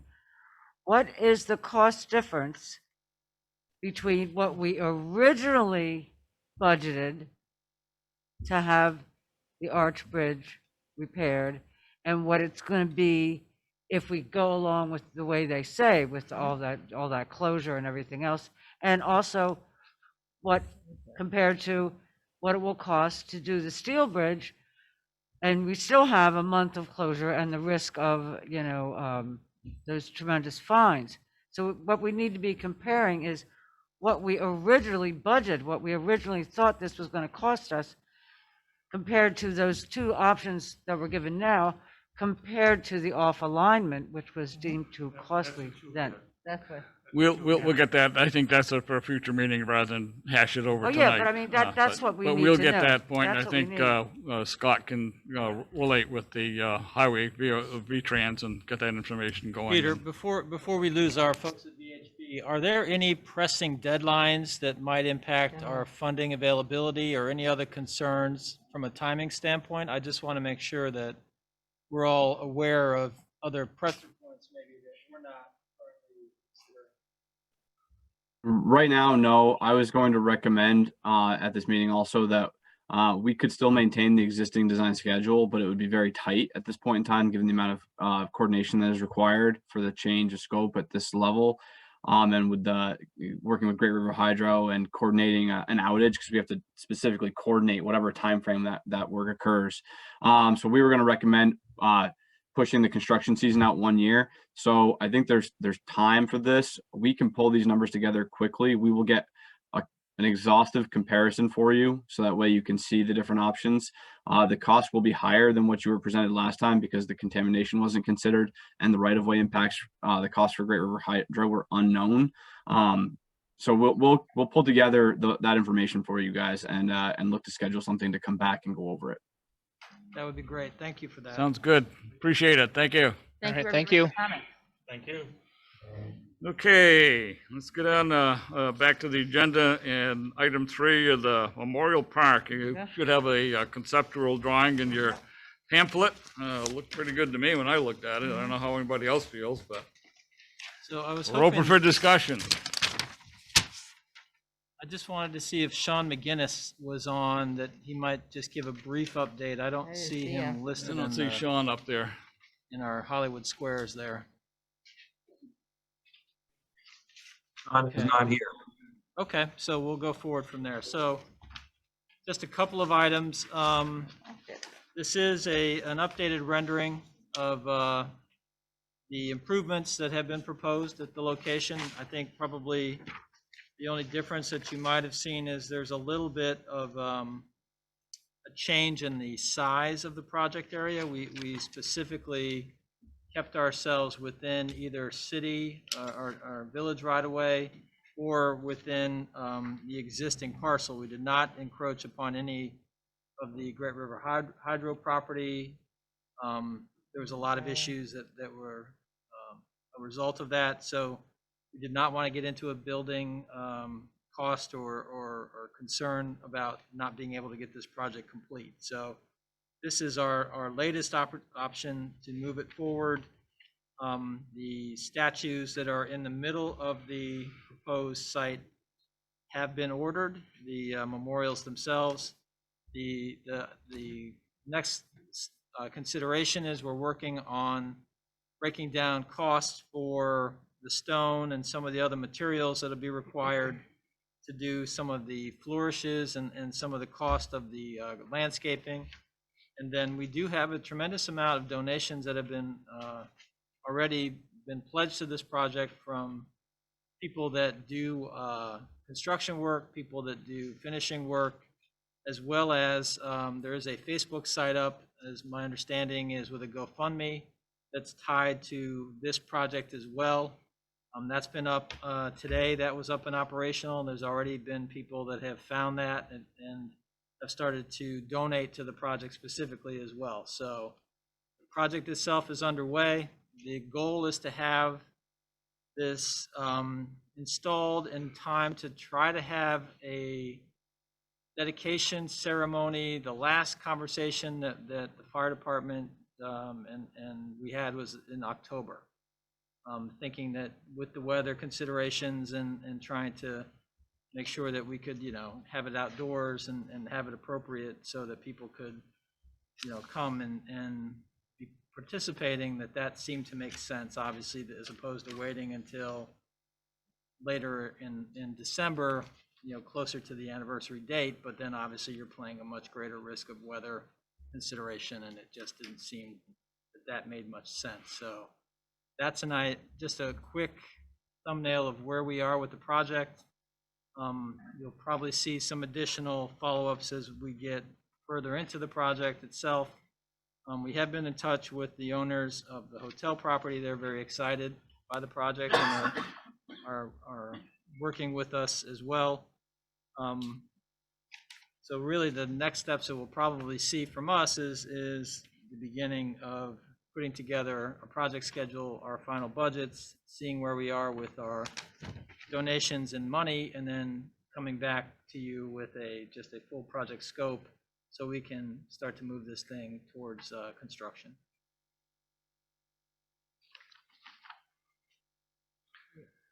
Any questions? If I may, I know that in October, usually the chamber and BIFTA are always working on something for a fall project, like the chili and chowder cook-offs and things like that. Right. Perhaps the fire department should link in with them and they could pick a date together. And then there would be more people likely, hopefully we're more open and less social distancing. And there would be more people in the square for other things, and they would be there available to participate in a celebration. Just thinking about coordinating dates together. Sure, we'll do whatever we can to try to make this as, well attended as possible and give it its, appropriate send off or inauguration. So we'll definitely coordinate with all those folks as well. Anyone else? Oh, there it is. There you go. That's a better, that's the rendering that we've been using as part of the fundraising that's on part of the GoFundMe as well.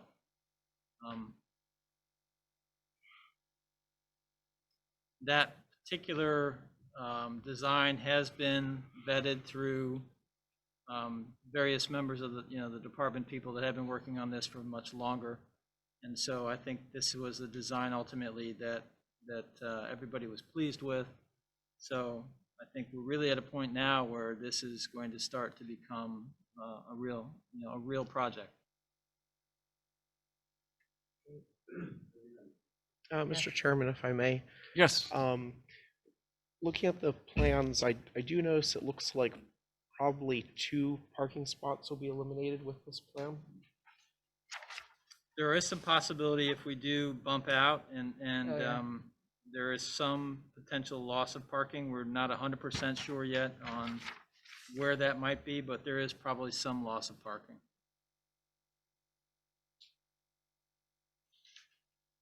It also appears that the street light that's on that corner now will also be eliminated.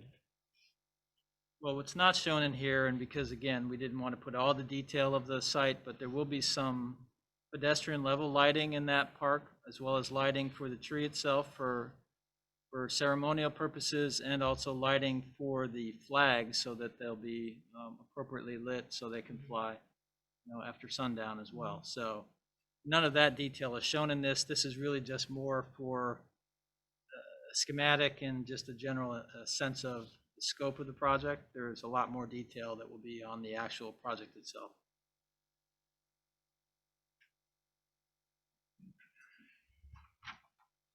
Anybody have any questions going forward? It's nice. Yeah.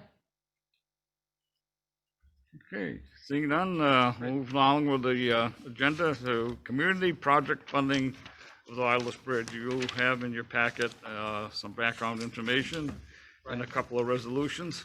So I'll hand out again, I wasn't sure if everybody had brought that with them, so this is just a copy of the resolutions that were provided. So as we discussed, and Gary's here as well, we've been working with Peter Welch's office. There is now a process in place for consideration for funding for what used to be the earmark program. Now they were calling it the community project funding.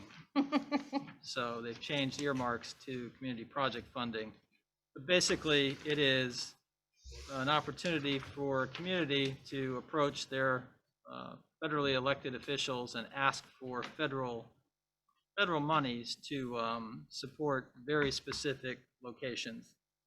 In this case, based on our conversations with the Congressman's office, how best to approach this to be one of the 10 projects. Each elected person in Congress can have up to 10 projects, which then they are going to have to put on a public website to say that these are the projects that they're endorsing, and then it'll go through another process for vetting, and ultimately the goal is to get federal appropriations to cover.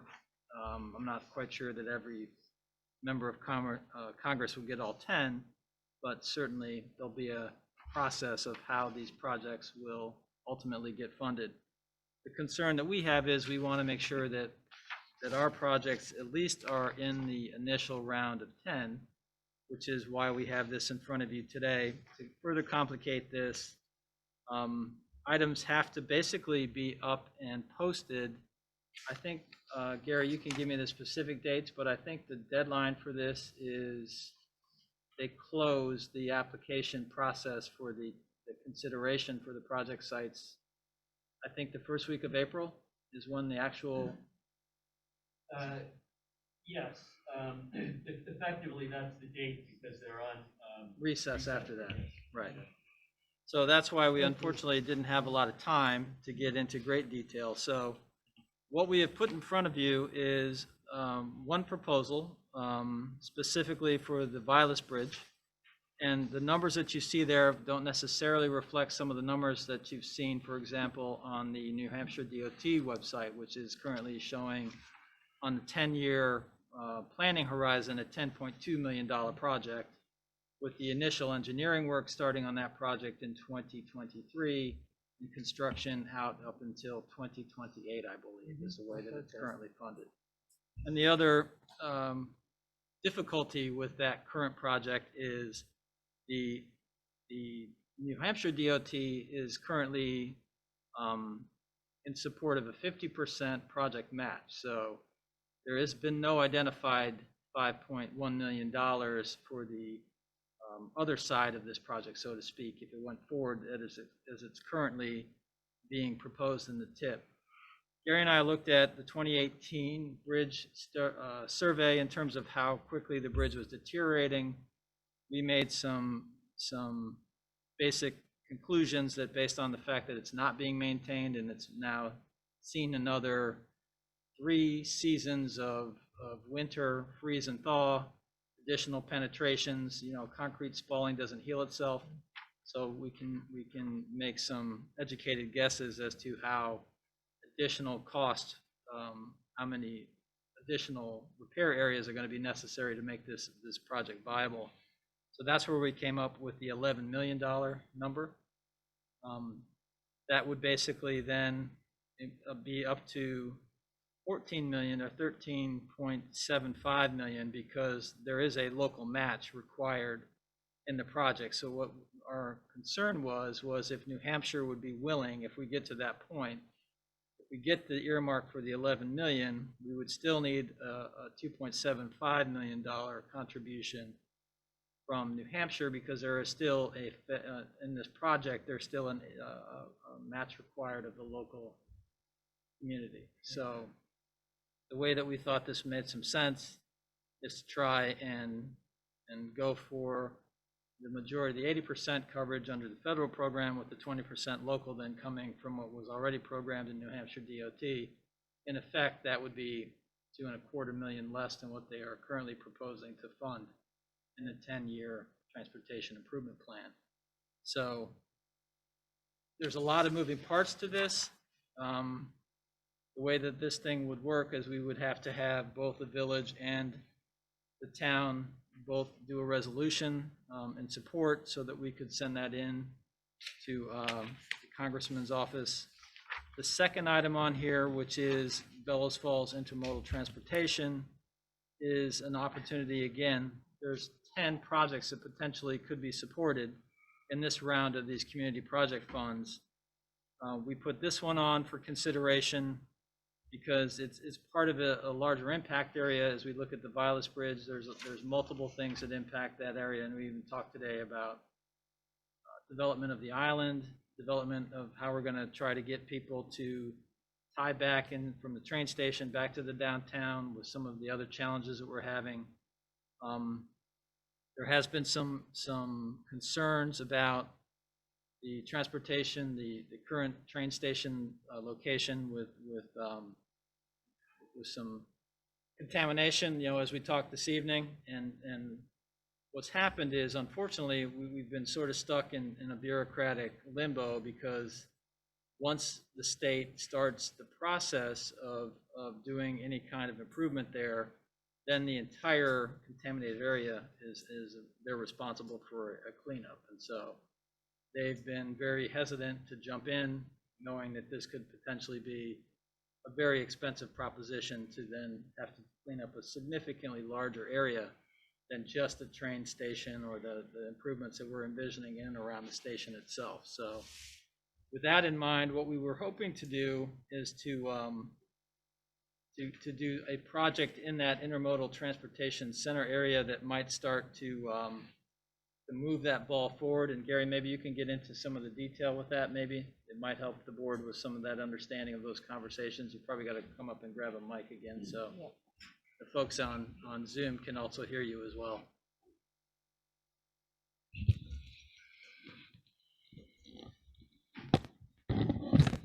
So there's a couple of pertinent pieces that we haven't gone over yet.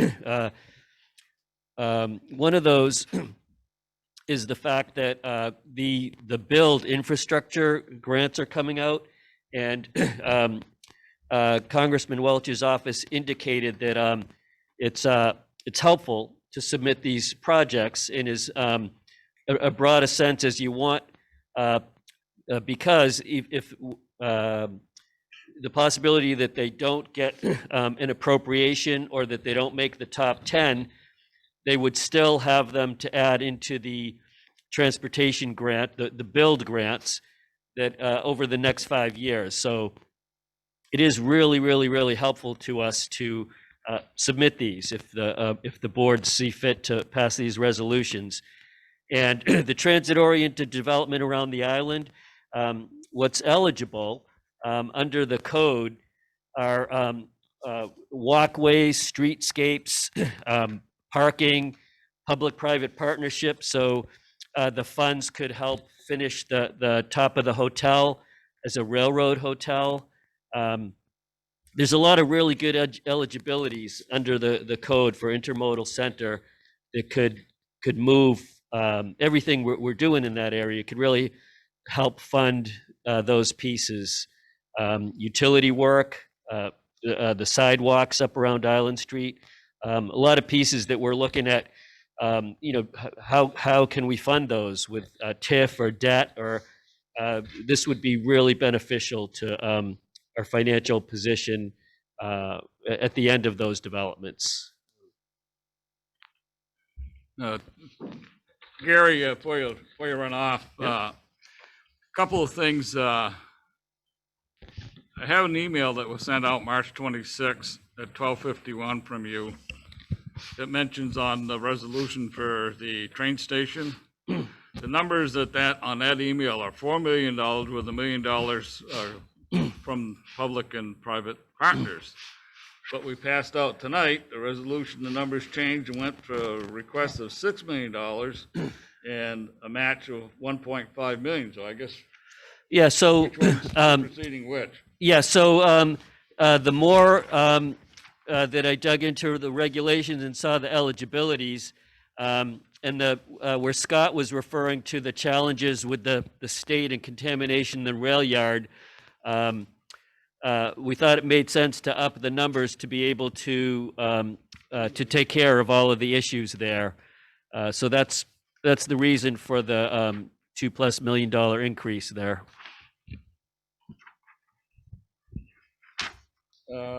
Two questions. Debbie had your hand up first, and we'll go to Jigs next. Well, quickly, in resolution number 3, my concern is that both the train station and the hotel are private investments, not public. So why would we? My question is why we would be making why the town would do a resolution for that. I had the same question in the back of my mind, but I think the train station is somewhat of a public entity. I think where the town's set aside some money to do a study on that. And Right.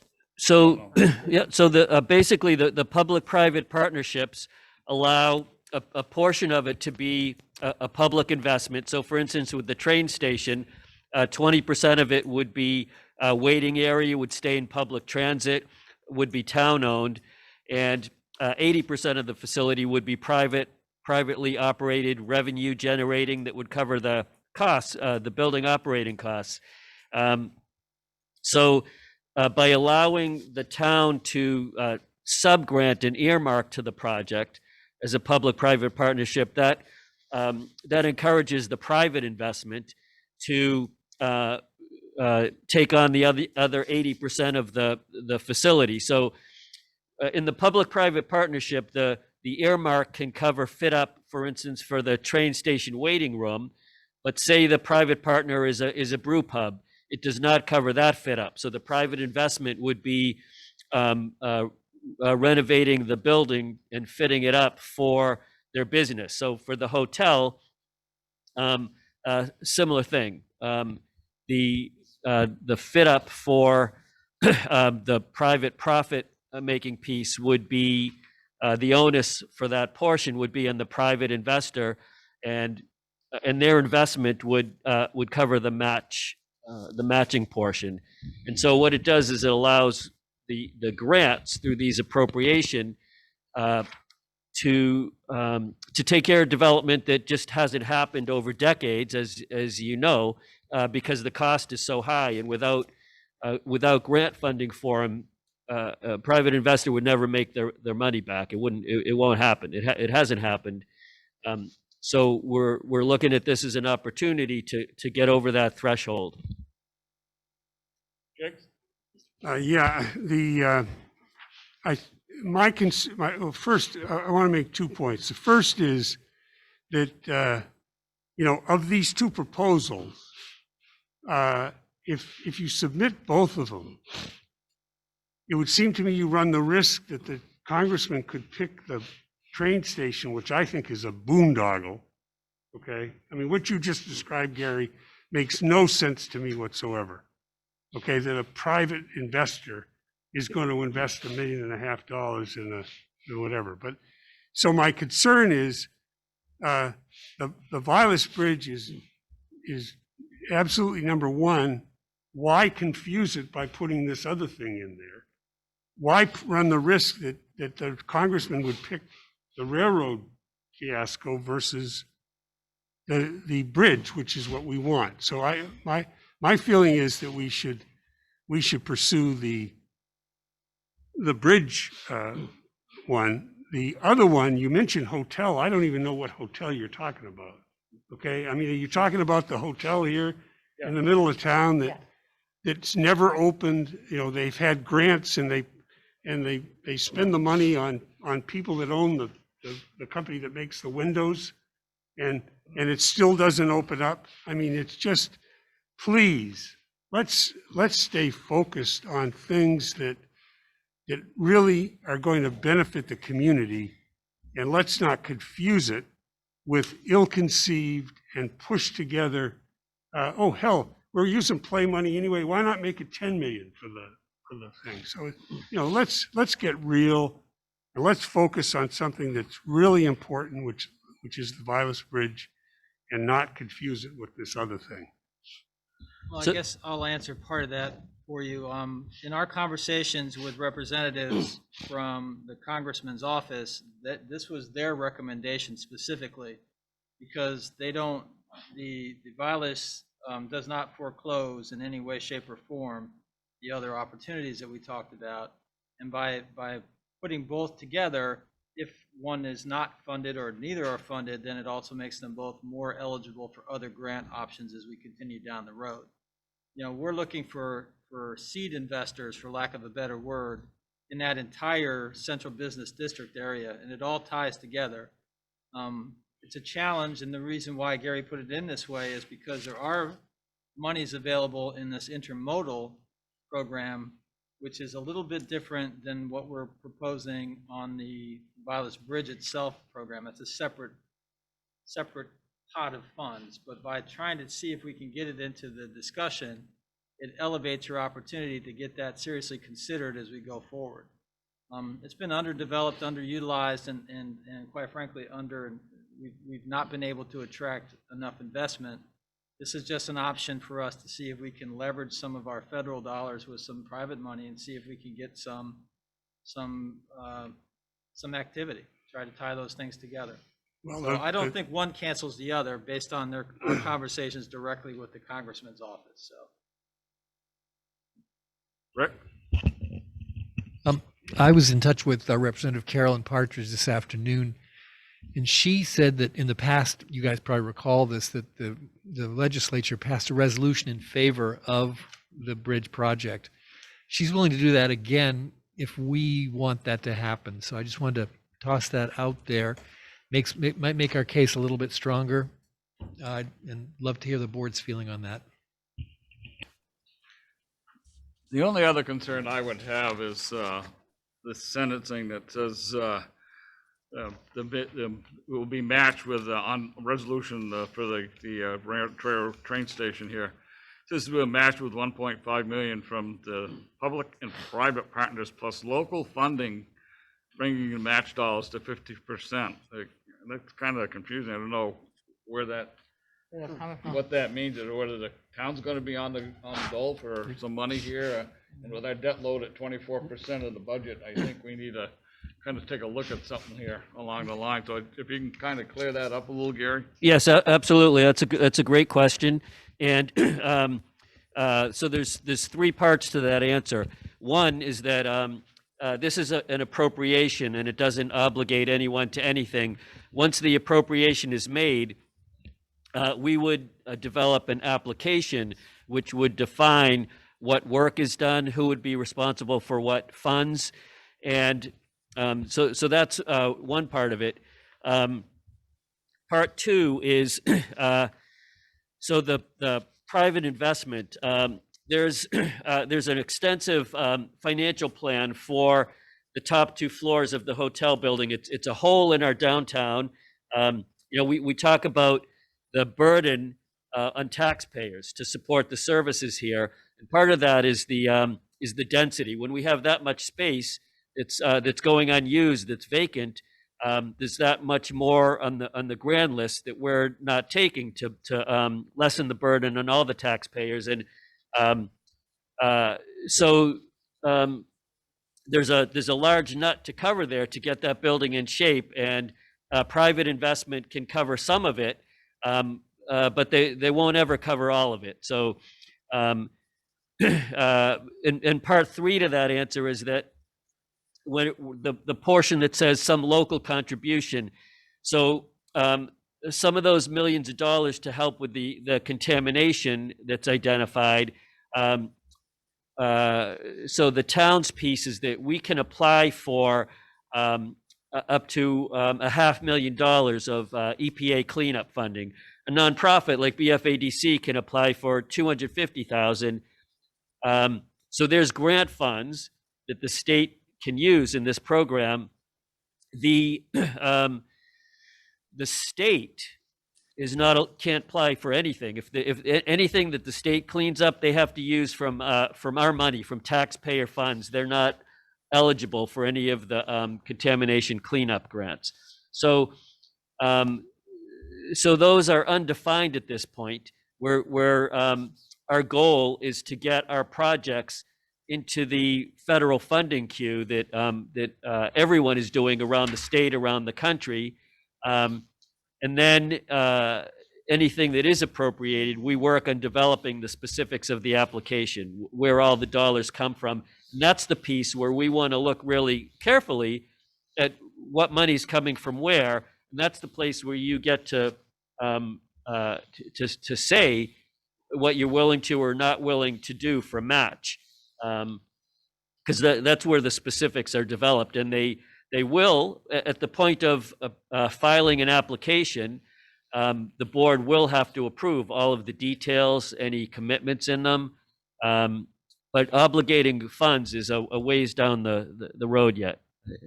I don't know if that answers all of the pieces of your question. Well, you kind of confused the issue a little bit when you threw in the cleanup on the funds, because the only cleanup mentioned is at the railroad station. It has nothing really to do with the hotel. So I guess it still leaves me in the quandary where the money's coming from the match. Yeah, so the tie together, it can be confusing. They consider an intermodal transportation center.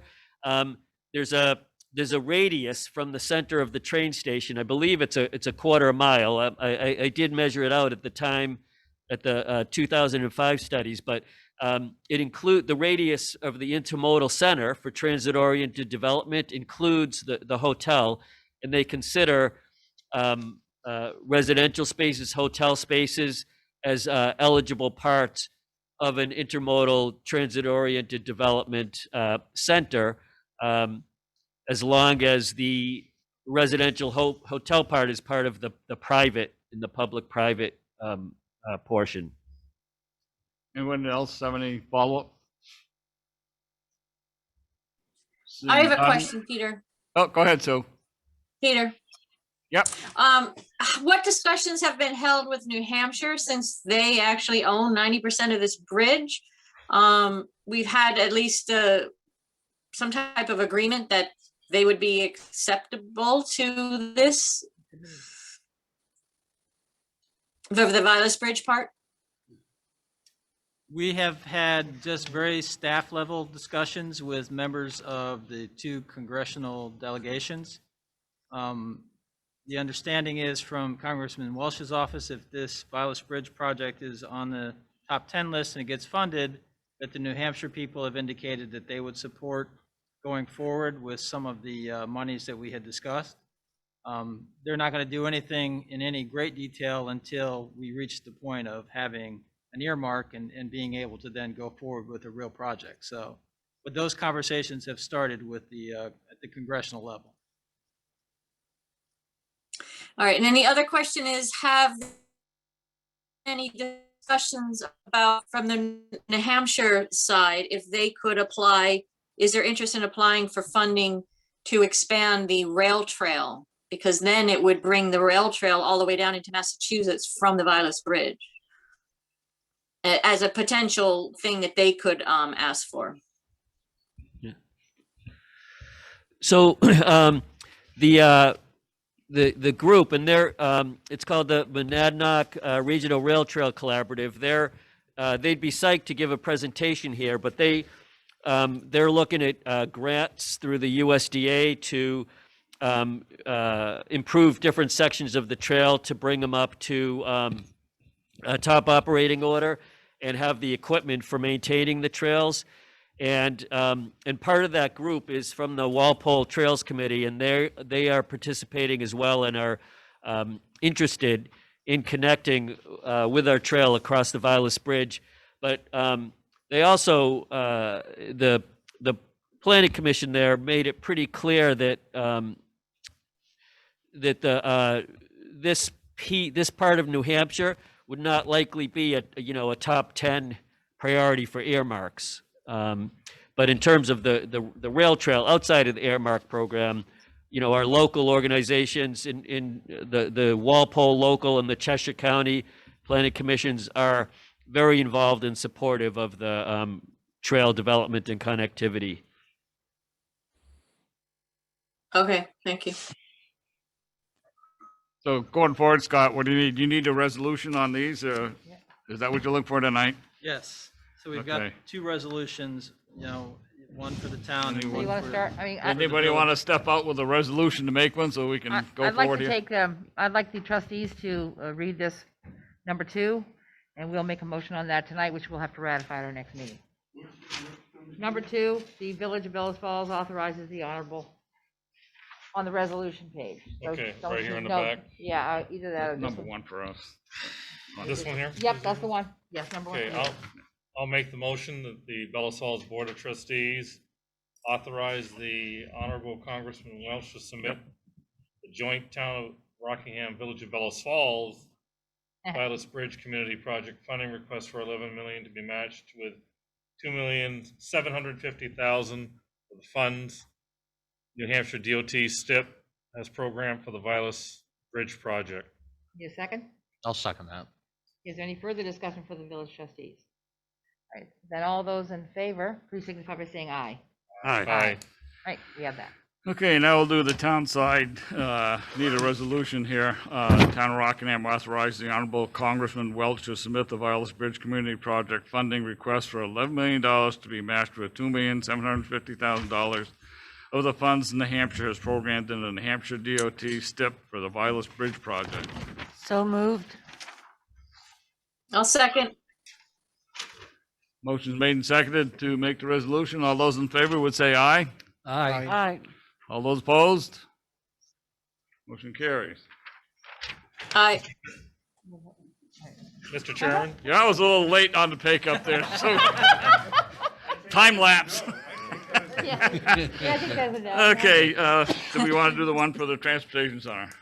I said aye. Yeah, time lapse there. Yeah. I'll move that the Town of Rockingham authorizes Honorable Congress. Yeah. Oh, it's been changed? Oh, okay. Thank you.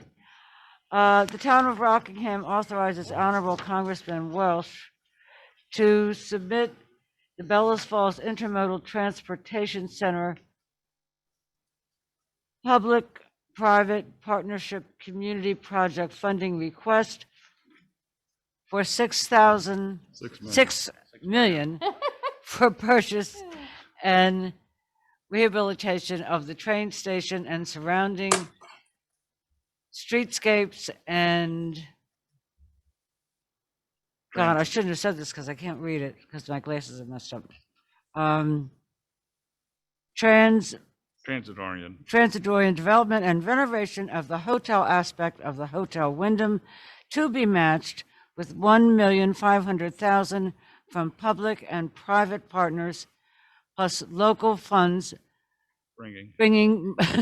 Building. Brining. Leaves a bit to desire Brining here. has something to do with fish. It's brining, but Maybe Oh, brining God. might be I'm better. sorry. I'm never going to do this again. I promise. We get along with Bonnie. Oh, God. Bringing match 5 to 50% for any amounts that will be utilized as station operating funds. Give me a second. Select board, it's match dollars to 50%. I know, yeah. I'll second. I wish it was $6,000. I go with your first. Okay, motion. now that we got through that, there's a motion and a second on the resolution. Any discussion further? I'd like to pick up on what Jig said about the distraction factor. I really want to make sure that the Vilas Bridge is project one, priority one. And I mean, I don't want to lose that focus. And if this goes up the bureaucracy and somehow someone picks the train station, and that just worries me. No, I know, we had those conversations, Gary and I, with members of the congressman's staff to make sure that we were not going to jeopardize or put ourselves in jeopardy. And they were the ones that recommended this approach. So maybe Gary can fill in a little bit. So Congressman Welch's office knows that the Vilas Bridge is our #1 priority. You may remember Bellas Falls Area Development Corporation had a ribbon cutting about 200 yards from the Vilas Bridge with Congressman Welch. And we were clear with them in the phone discussion how important that bridge was. And they were, oh yeah, we remember it, we know that's, and they said you should still put in both of them. You can indicate that's a priority, but we know, we got that. There's not any question there. And yeah, especially if you have a Vermont House and Senate joint resolution. Yeah. All right. Okay. Any other further discussion? Dick. Sure. I take particular concern with this reference to the Hotel Wyndham. I mean, I'm from here, okay? I've been back for 20 years. You know, when I think of the Hotel Wyndham, I think of a 4-letter word, scam in this case. And I'm just absolutely against this hastily drawn, thrown together thing, particularly featuring the Hotel Wyndham. I think as leaders of this community, people ought to take this seriously and not be fooled with this foolishness. I'm really disappointed in this. That may be true, but I think that's a point that can be taken up once this resolution comes back, if we ever get the earmark #1. And then they can get, as Gary said, the details are hacked out at that point when we have the whole money bundle in front of us and figure out who's getting what or if they're getting any. So I mean, I'm going to guess, Gary, that we could cut part of this project out if that didn't suit our fancy. Is that correct? True. You cannot have any of the dollars go towards the hotel. Okay, so that being said, any other further discussion? So we understand that we can delineate or delete that if the hotel portion, if we so desire, and find another avenue for the funds to be spent if we get it all. Anything else? Okay, all those in favor of the resolution will say aye. Aye. Aye. Aye. All opposed? Aye. Yep. Because again. Yep. Wait. Well, you know. Okay. Wait, was there a I guess we got the late vote in. Thank you, Sue. I didn't hear Rick. You Rick. eyed? Okay, you got another partner here that's silent over here, so you're not the lonely one, It's Sue. time delay. Yeah, that's true. Mr. Chairman? Okay, yes, sir. Fortunately, the village didn't have to. Before we On get that. too far off the bridge subject here, Rick had a very good point, I thought, as far as the Board of Trustees and the Select Board to ask for a resolution from the Honorable Carolyn Partridge reference this Vilas Bridge, like we did a few years ago. I think it's a great idea to do that again. All right. And we can do it tonight, and we can ratify it at our next meeting as trustees, Madam President. Well, I don't think we need to do anything else except to say, go ahead. Anything and everything that helps get the bridge back into service. Keep beating the drum. That's all that matters. And you might hit the right person at the right time. Okay, so the board support my contacting Representative Partridge and perhaps Representative Goldman, and to put forth this as a joint resolution. I'd love to see a copy. All right. When they. All right, I'll go ahead with that. Is there consent of the select board to have Rick contact the congressional, the reps from the area? Yes. Okay. Yes. All right. All right, thanks. Okay, let's go down to the next item, which is a community visit update. I don't see anyone from any one of the They might be there. different discussions, so they may. Before, Oh, quiet, I was. before we get Yeah. started, just a couple of items for update. I'm going to pass out. Gary had given some updates on, the subcommittees and some of the, we sort of hit a COVID pause, so they're actually, I did them every other, so that way this is one set, so.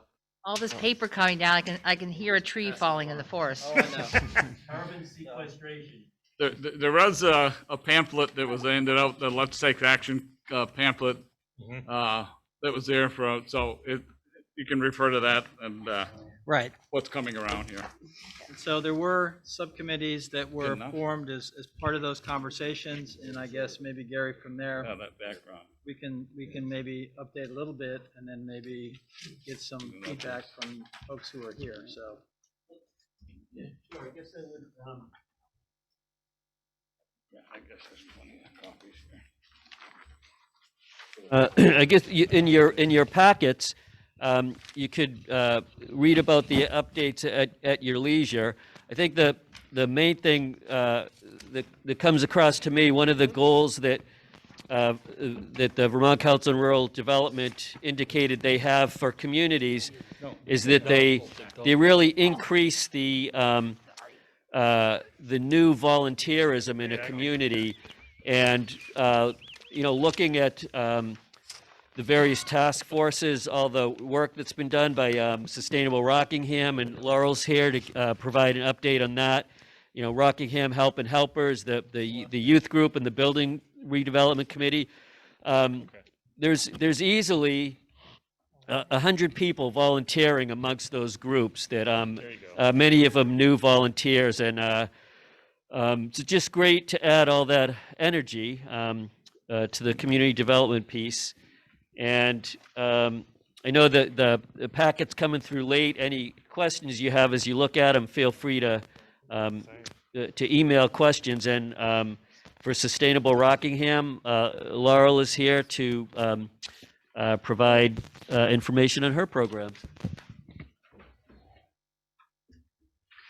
Okay, we have presenters. Yes, we have Laurel stepping up to the mic here, so we'll let her start off. And if there anyone in the audience, the Zoom audience, that was wishing to speak, please let us know. Raise your hand or something. Wave it, so we can see who it is. And On say, Zoom, on Zoom, could we go from not having Sue Hammond pinned, Full screen. so you can see everybody? There's a lot of folks here from Sustainable Rockingham and from Rockingham Help and Helpers who have been sitting through this whole meeting tonight to be able to participate. I think Chuck's controlling Chuck, could the we view. do the Hollywood Squares?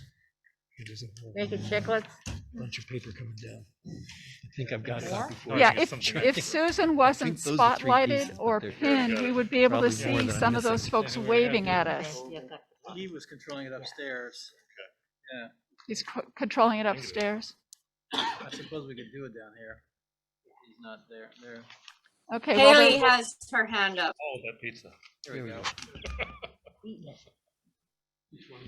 Right, Haley and Deb Whitkus and Megan were, I don't know if Meg is still here, but they're also here representing the youth center folks. So you have a pretty good representative from the task force people. I'd like to really start with, there's 2 sides on the sheet I just handed out.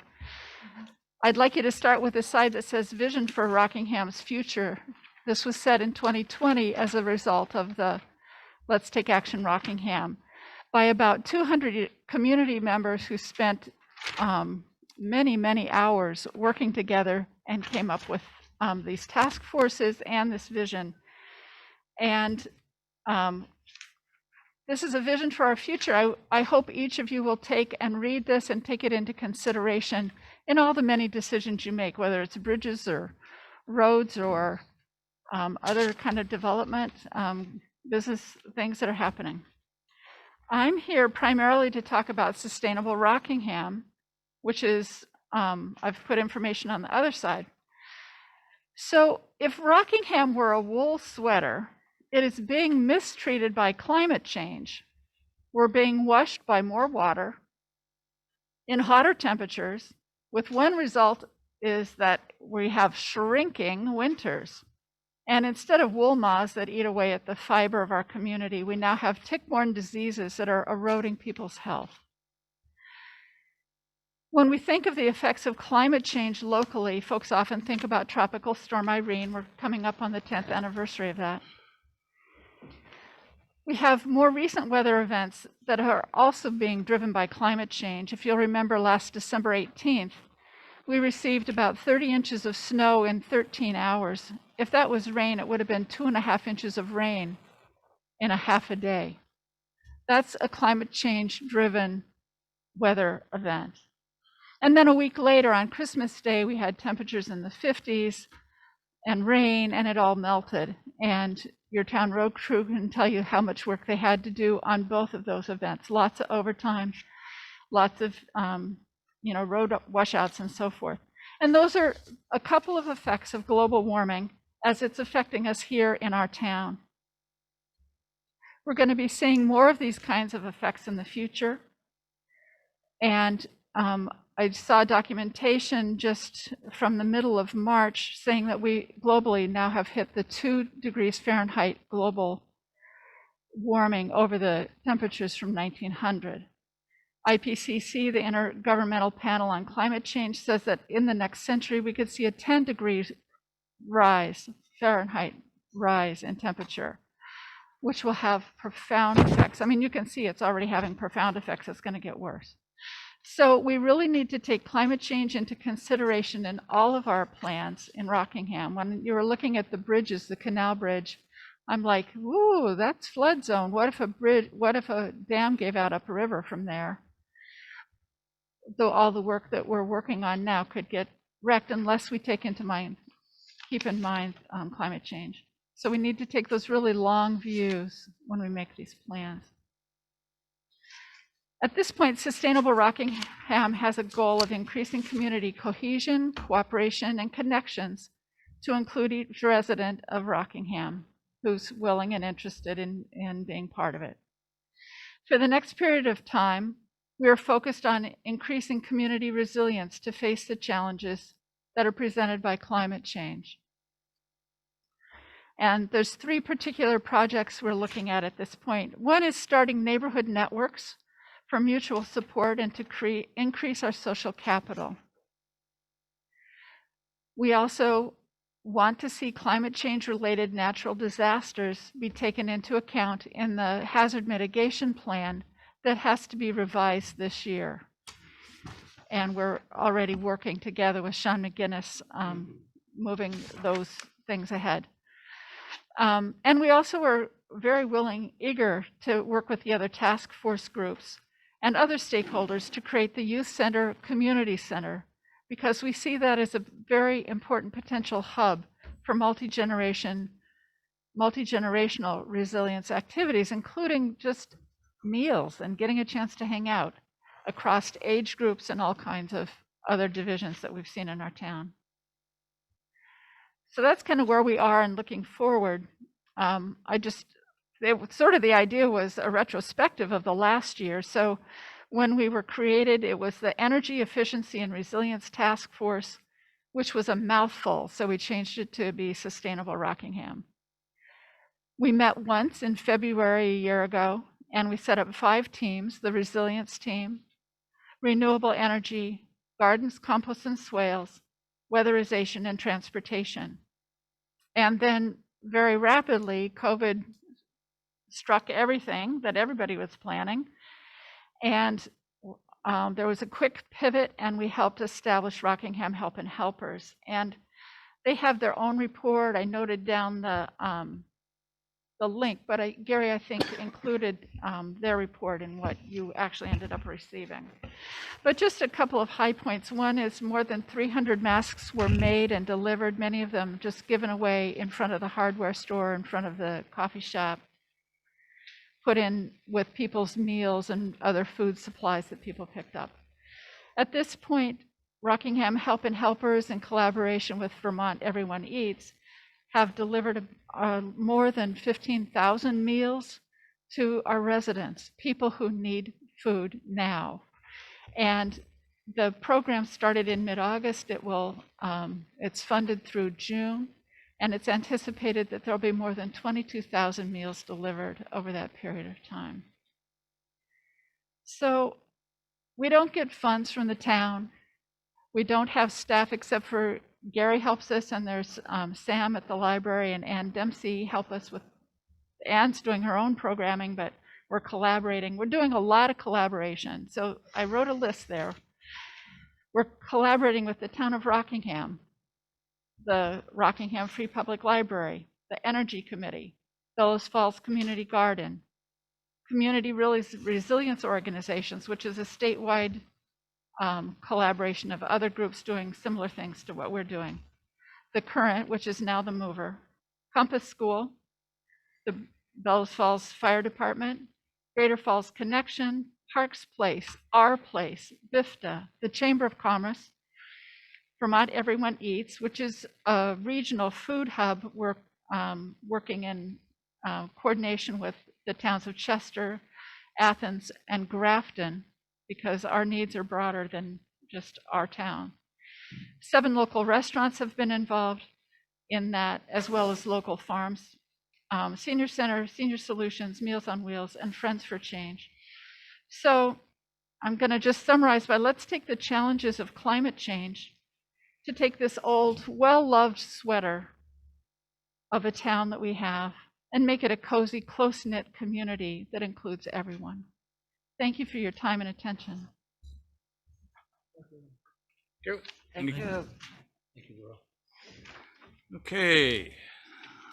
Any questions? Rick? Thank you, Laurel. That really was super informative. Do you work with the Rockingham Conservation Commission in any way? Yeah, I'm also a member of the Conservation Commission and the Energy Committee as well. Oh, great. Thanks. Well, that's one group, right? Yep. All right, let's move along to, is anyone, Laura or Deborah, when are you going to address the youth center issue? Haley, maybe? Actually, Haley Gallendak Cochran is here. We are part of that, and I'm going to pass to Haley, and Okay. perhaps we might just end on a high note with GFC and our collaboration. And so thank you, Haley. Thank you, Deb. I hope you can all hear me well. Yeah, so my name is Haley, and I'm one of the chairs of the Youth Center Task Force. I'm also a resident of Bellows Falls and a community member. And I'm a person whose life has been impacted by trauma and addiction. And so I'd like to open by just inviting us all to take a moment, not a long one, but just a moment of quiet and silence to think about the people in our lives that we love and that we care deeply about, who have been affected, whose lives have been affected by addiction. I know some of us have experienced loss, some even recent loss. Yeah, so I'd like to take a moment.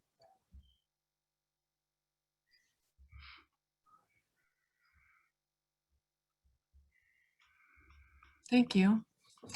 And I wanted to set the tone in that way intentionally, because as a youth center task force, our vision for a youth center is much more than just a place for kids to hang out.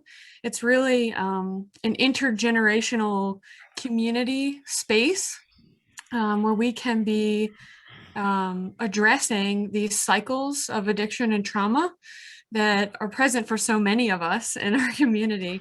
And so we really see a community space as an important tool for breaking those cycles.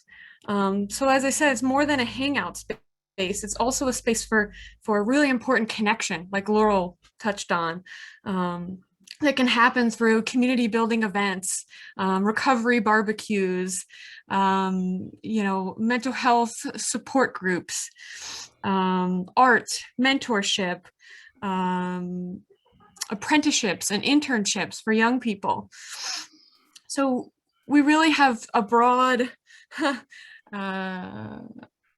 spectrum of things that could go on in our center, but what's really most important for us is that we bring these lenses of compassion and respect and justice to the space. Yeah, and so in terms of updates, we are so excited and privileged to collaborate with the other task forces, so Sustainable Rockingham and the Revitalization Task Force. And so we had one meeting a few weeks ago, and we're going to have another one shortly, where the youth are going to get the chance to share their vision, which is a little bit of what I've just described. And I hope as the task forces come together and feel united in that vision, the youth and some task force members can come in and present to you as well, the select folks. Yeah, so I appreciate your time. I want to pass it to Deb so that she can talk a little bit about our partnership with Greater Falls Connections. And just thank you for your time. And I'm sure we'll be reaching out to you individually so that we can kind of share our dream and hone some details with you. So thank you. Yeah, thank you, Haley. So some of the progress that's occurred that will become eventually part of the youth center / community center is we've already started developing internships. And these internships are unique. They were funded this summer. We're all already seeking funding. So that kind of career pathway for kids who are most impacted by generational poverty that might fall through the cracks. They are, finding career paths and coming up with ideas for their own businesses.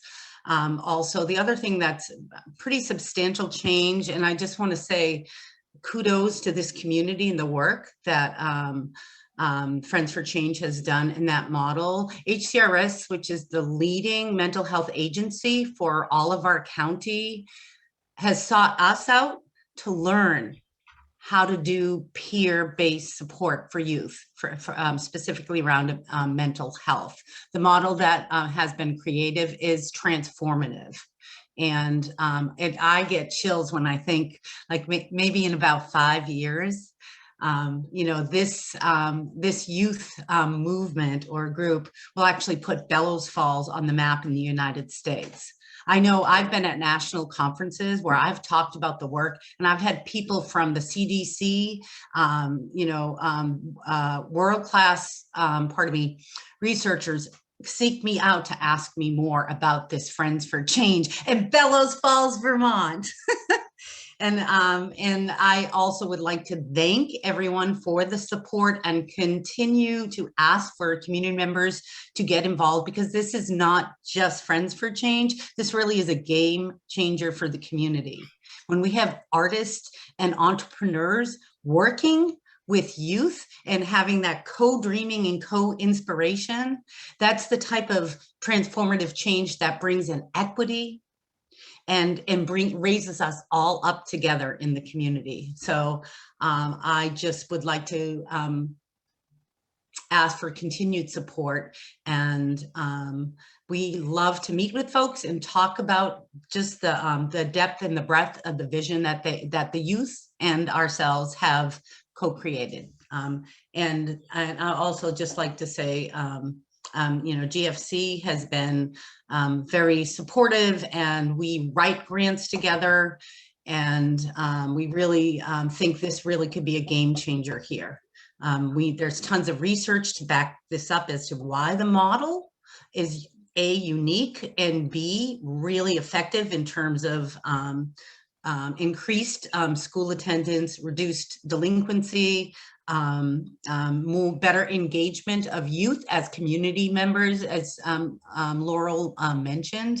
Like our youth have been actively serving throughout the COVID epidemic, showing up for Everyone Eats. We ran a full entire summer program and continue to meet throughout the whole academic year and have provided support and actually assisted the schools, the WNESU, in reaching the most hard to reach families because of transportation and communication issues. So thank you. And thank you all. We'll probably have you back at the next quarter, somewhere around June, I'm guessing. And maybe you can have some further information on how you're progressing with your projects. Is there one more? Okay, do we have anyone here from the Bellas Falls buildings? I don't see anyone up there that's on that committee, but. This is a race for chair. Gary has something. Gary, do you have anything? He's gonna speak to it. Gary's always got something. You know, so if you look at your packets, basically they have the most recent agendas and work of from each committee, and Ray's not able to be here, but in the packet there's the work plan and the last agenda in April before COVID cut that short. And then the Incremental Development Alliance work, which is outlined a little bit just on the front page, is training that that committee has been engaged with to jump off on their work next after their final session in May.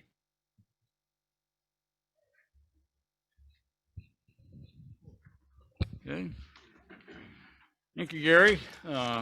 Any other questions that we have going on before we go forward? We got a little bit more to get through in this evening here.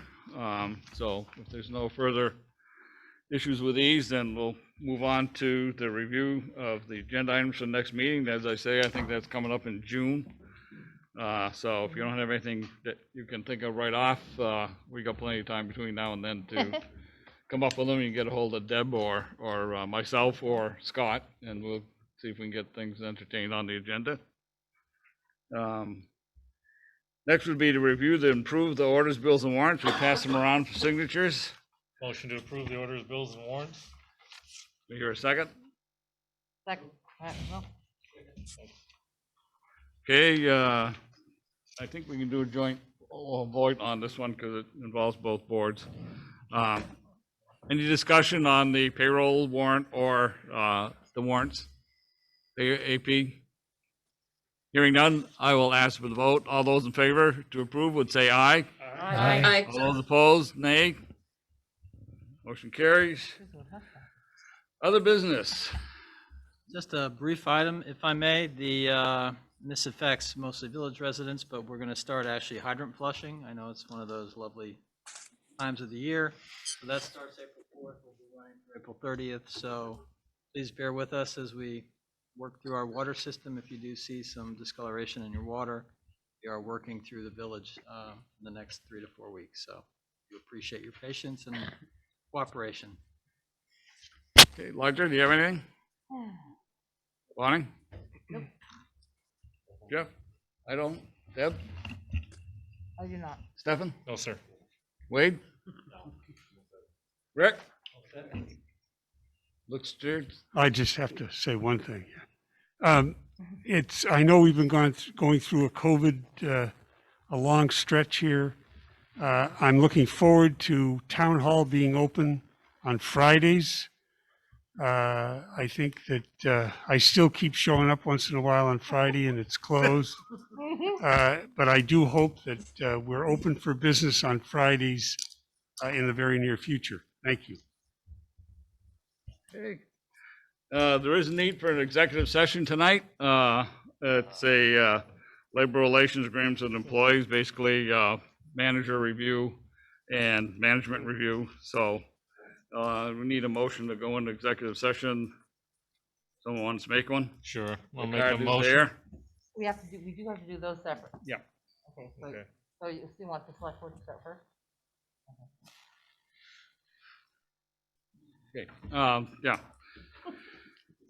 This is a two-motion deal, so we have to vote on two motions. One is, I move that the board enter executive discussion to discuss labor relations, management review issues with the manager, and state the corresponding statutory provision, which would be, let's see, appointment and employment evaluation of public officer or employee, but the public body must make a final decision to hire or appoint in an open meeting, and it must explain the reasons for its final decision. 1 VSA 313A3. I'll hear a second. Second. Okay. All those in favor to move into executive session would say aye. Aye. Aye. Okay, second motion coming at you, folks. Aye. Would be. Oh, you might have. I'm trying this thing. Move to the board, move into executive session to discuss labor contract, labor relations with the manager and management discussion. Under provision Title I, Section 313A1 of the Vermont State Statutes. Do I hear a second? I'll second that. Motion made and seconded to go into executive session to discuss manager review and management evaluation. All those in favor would say aye. Aye. Aye.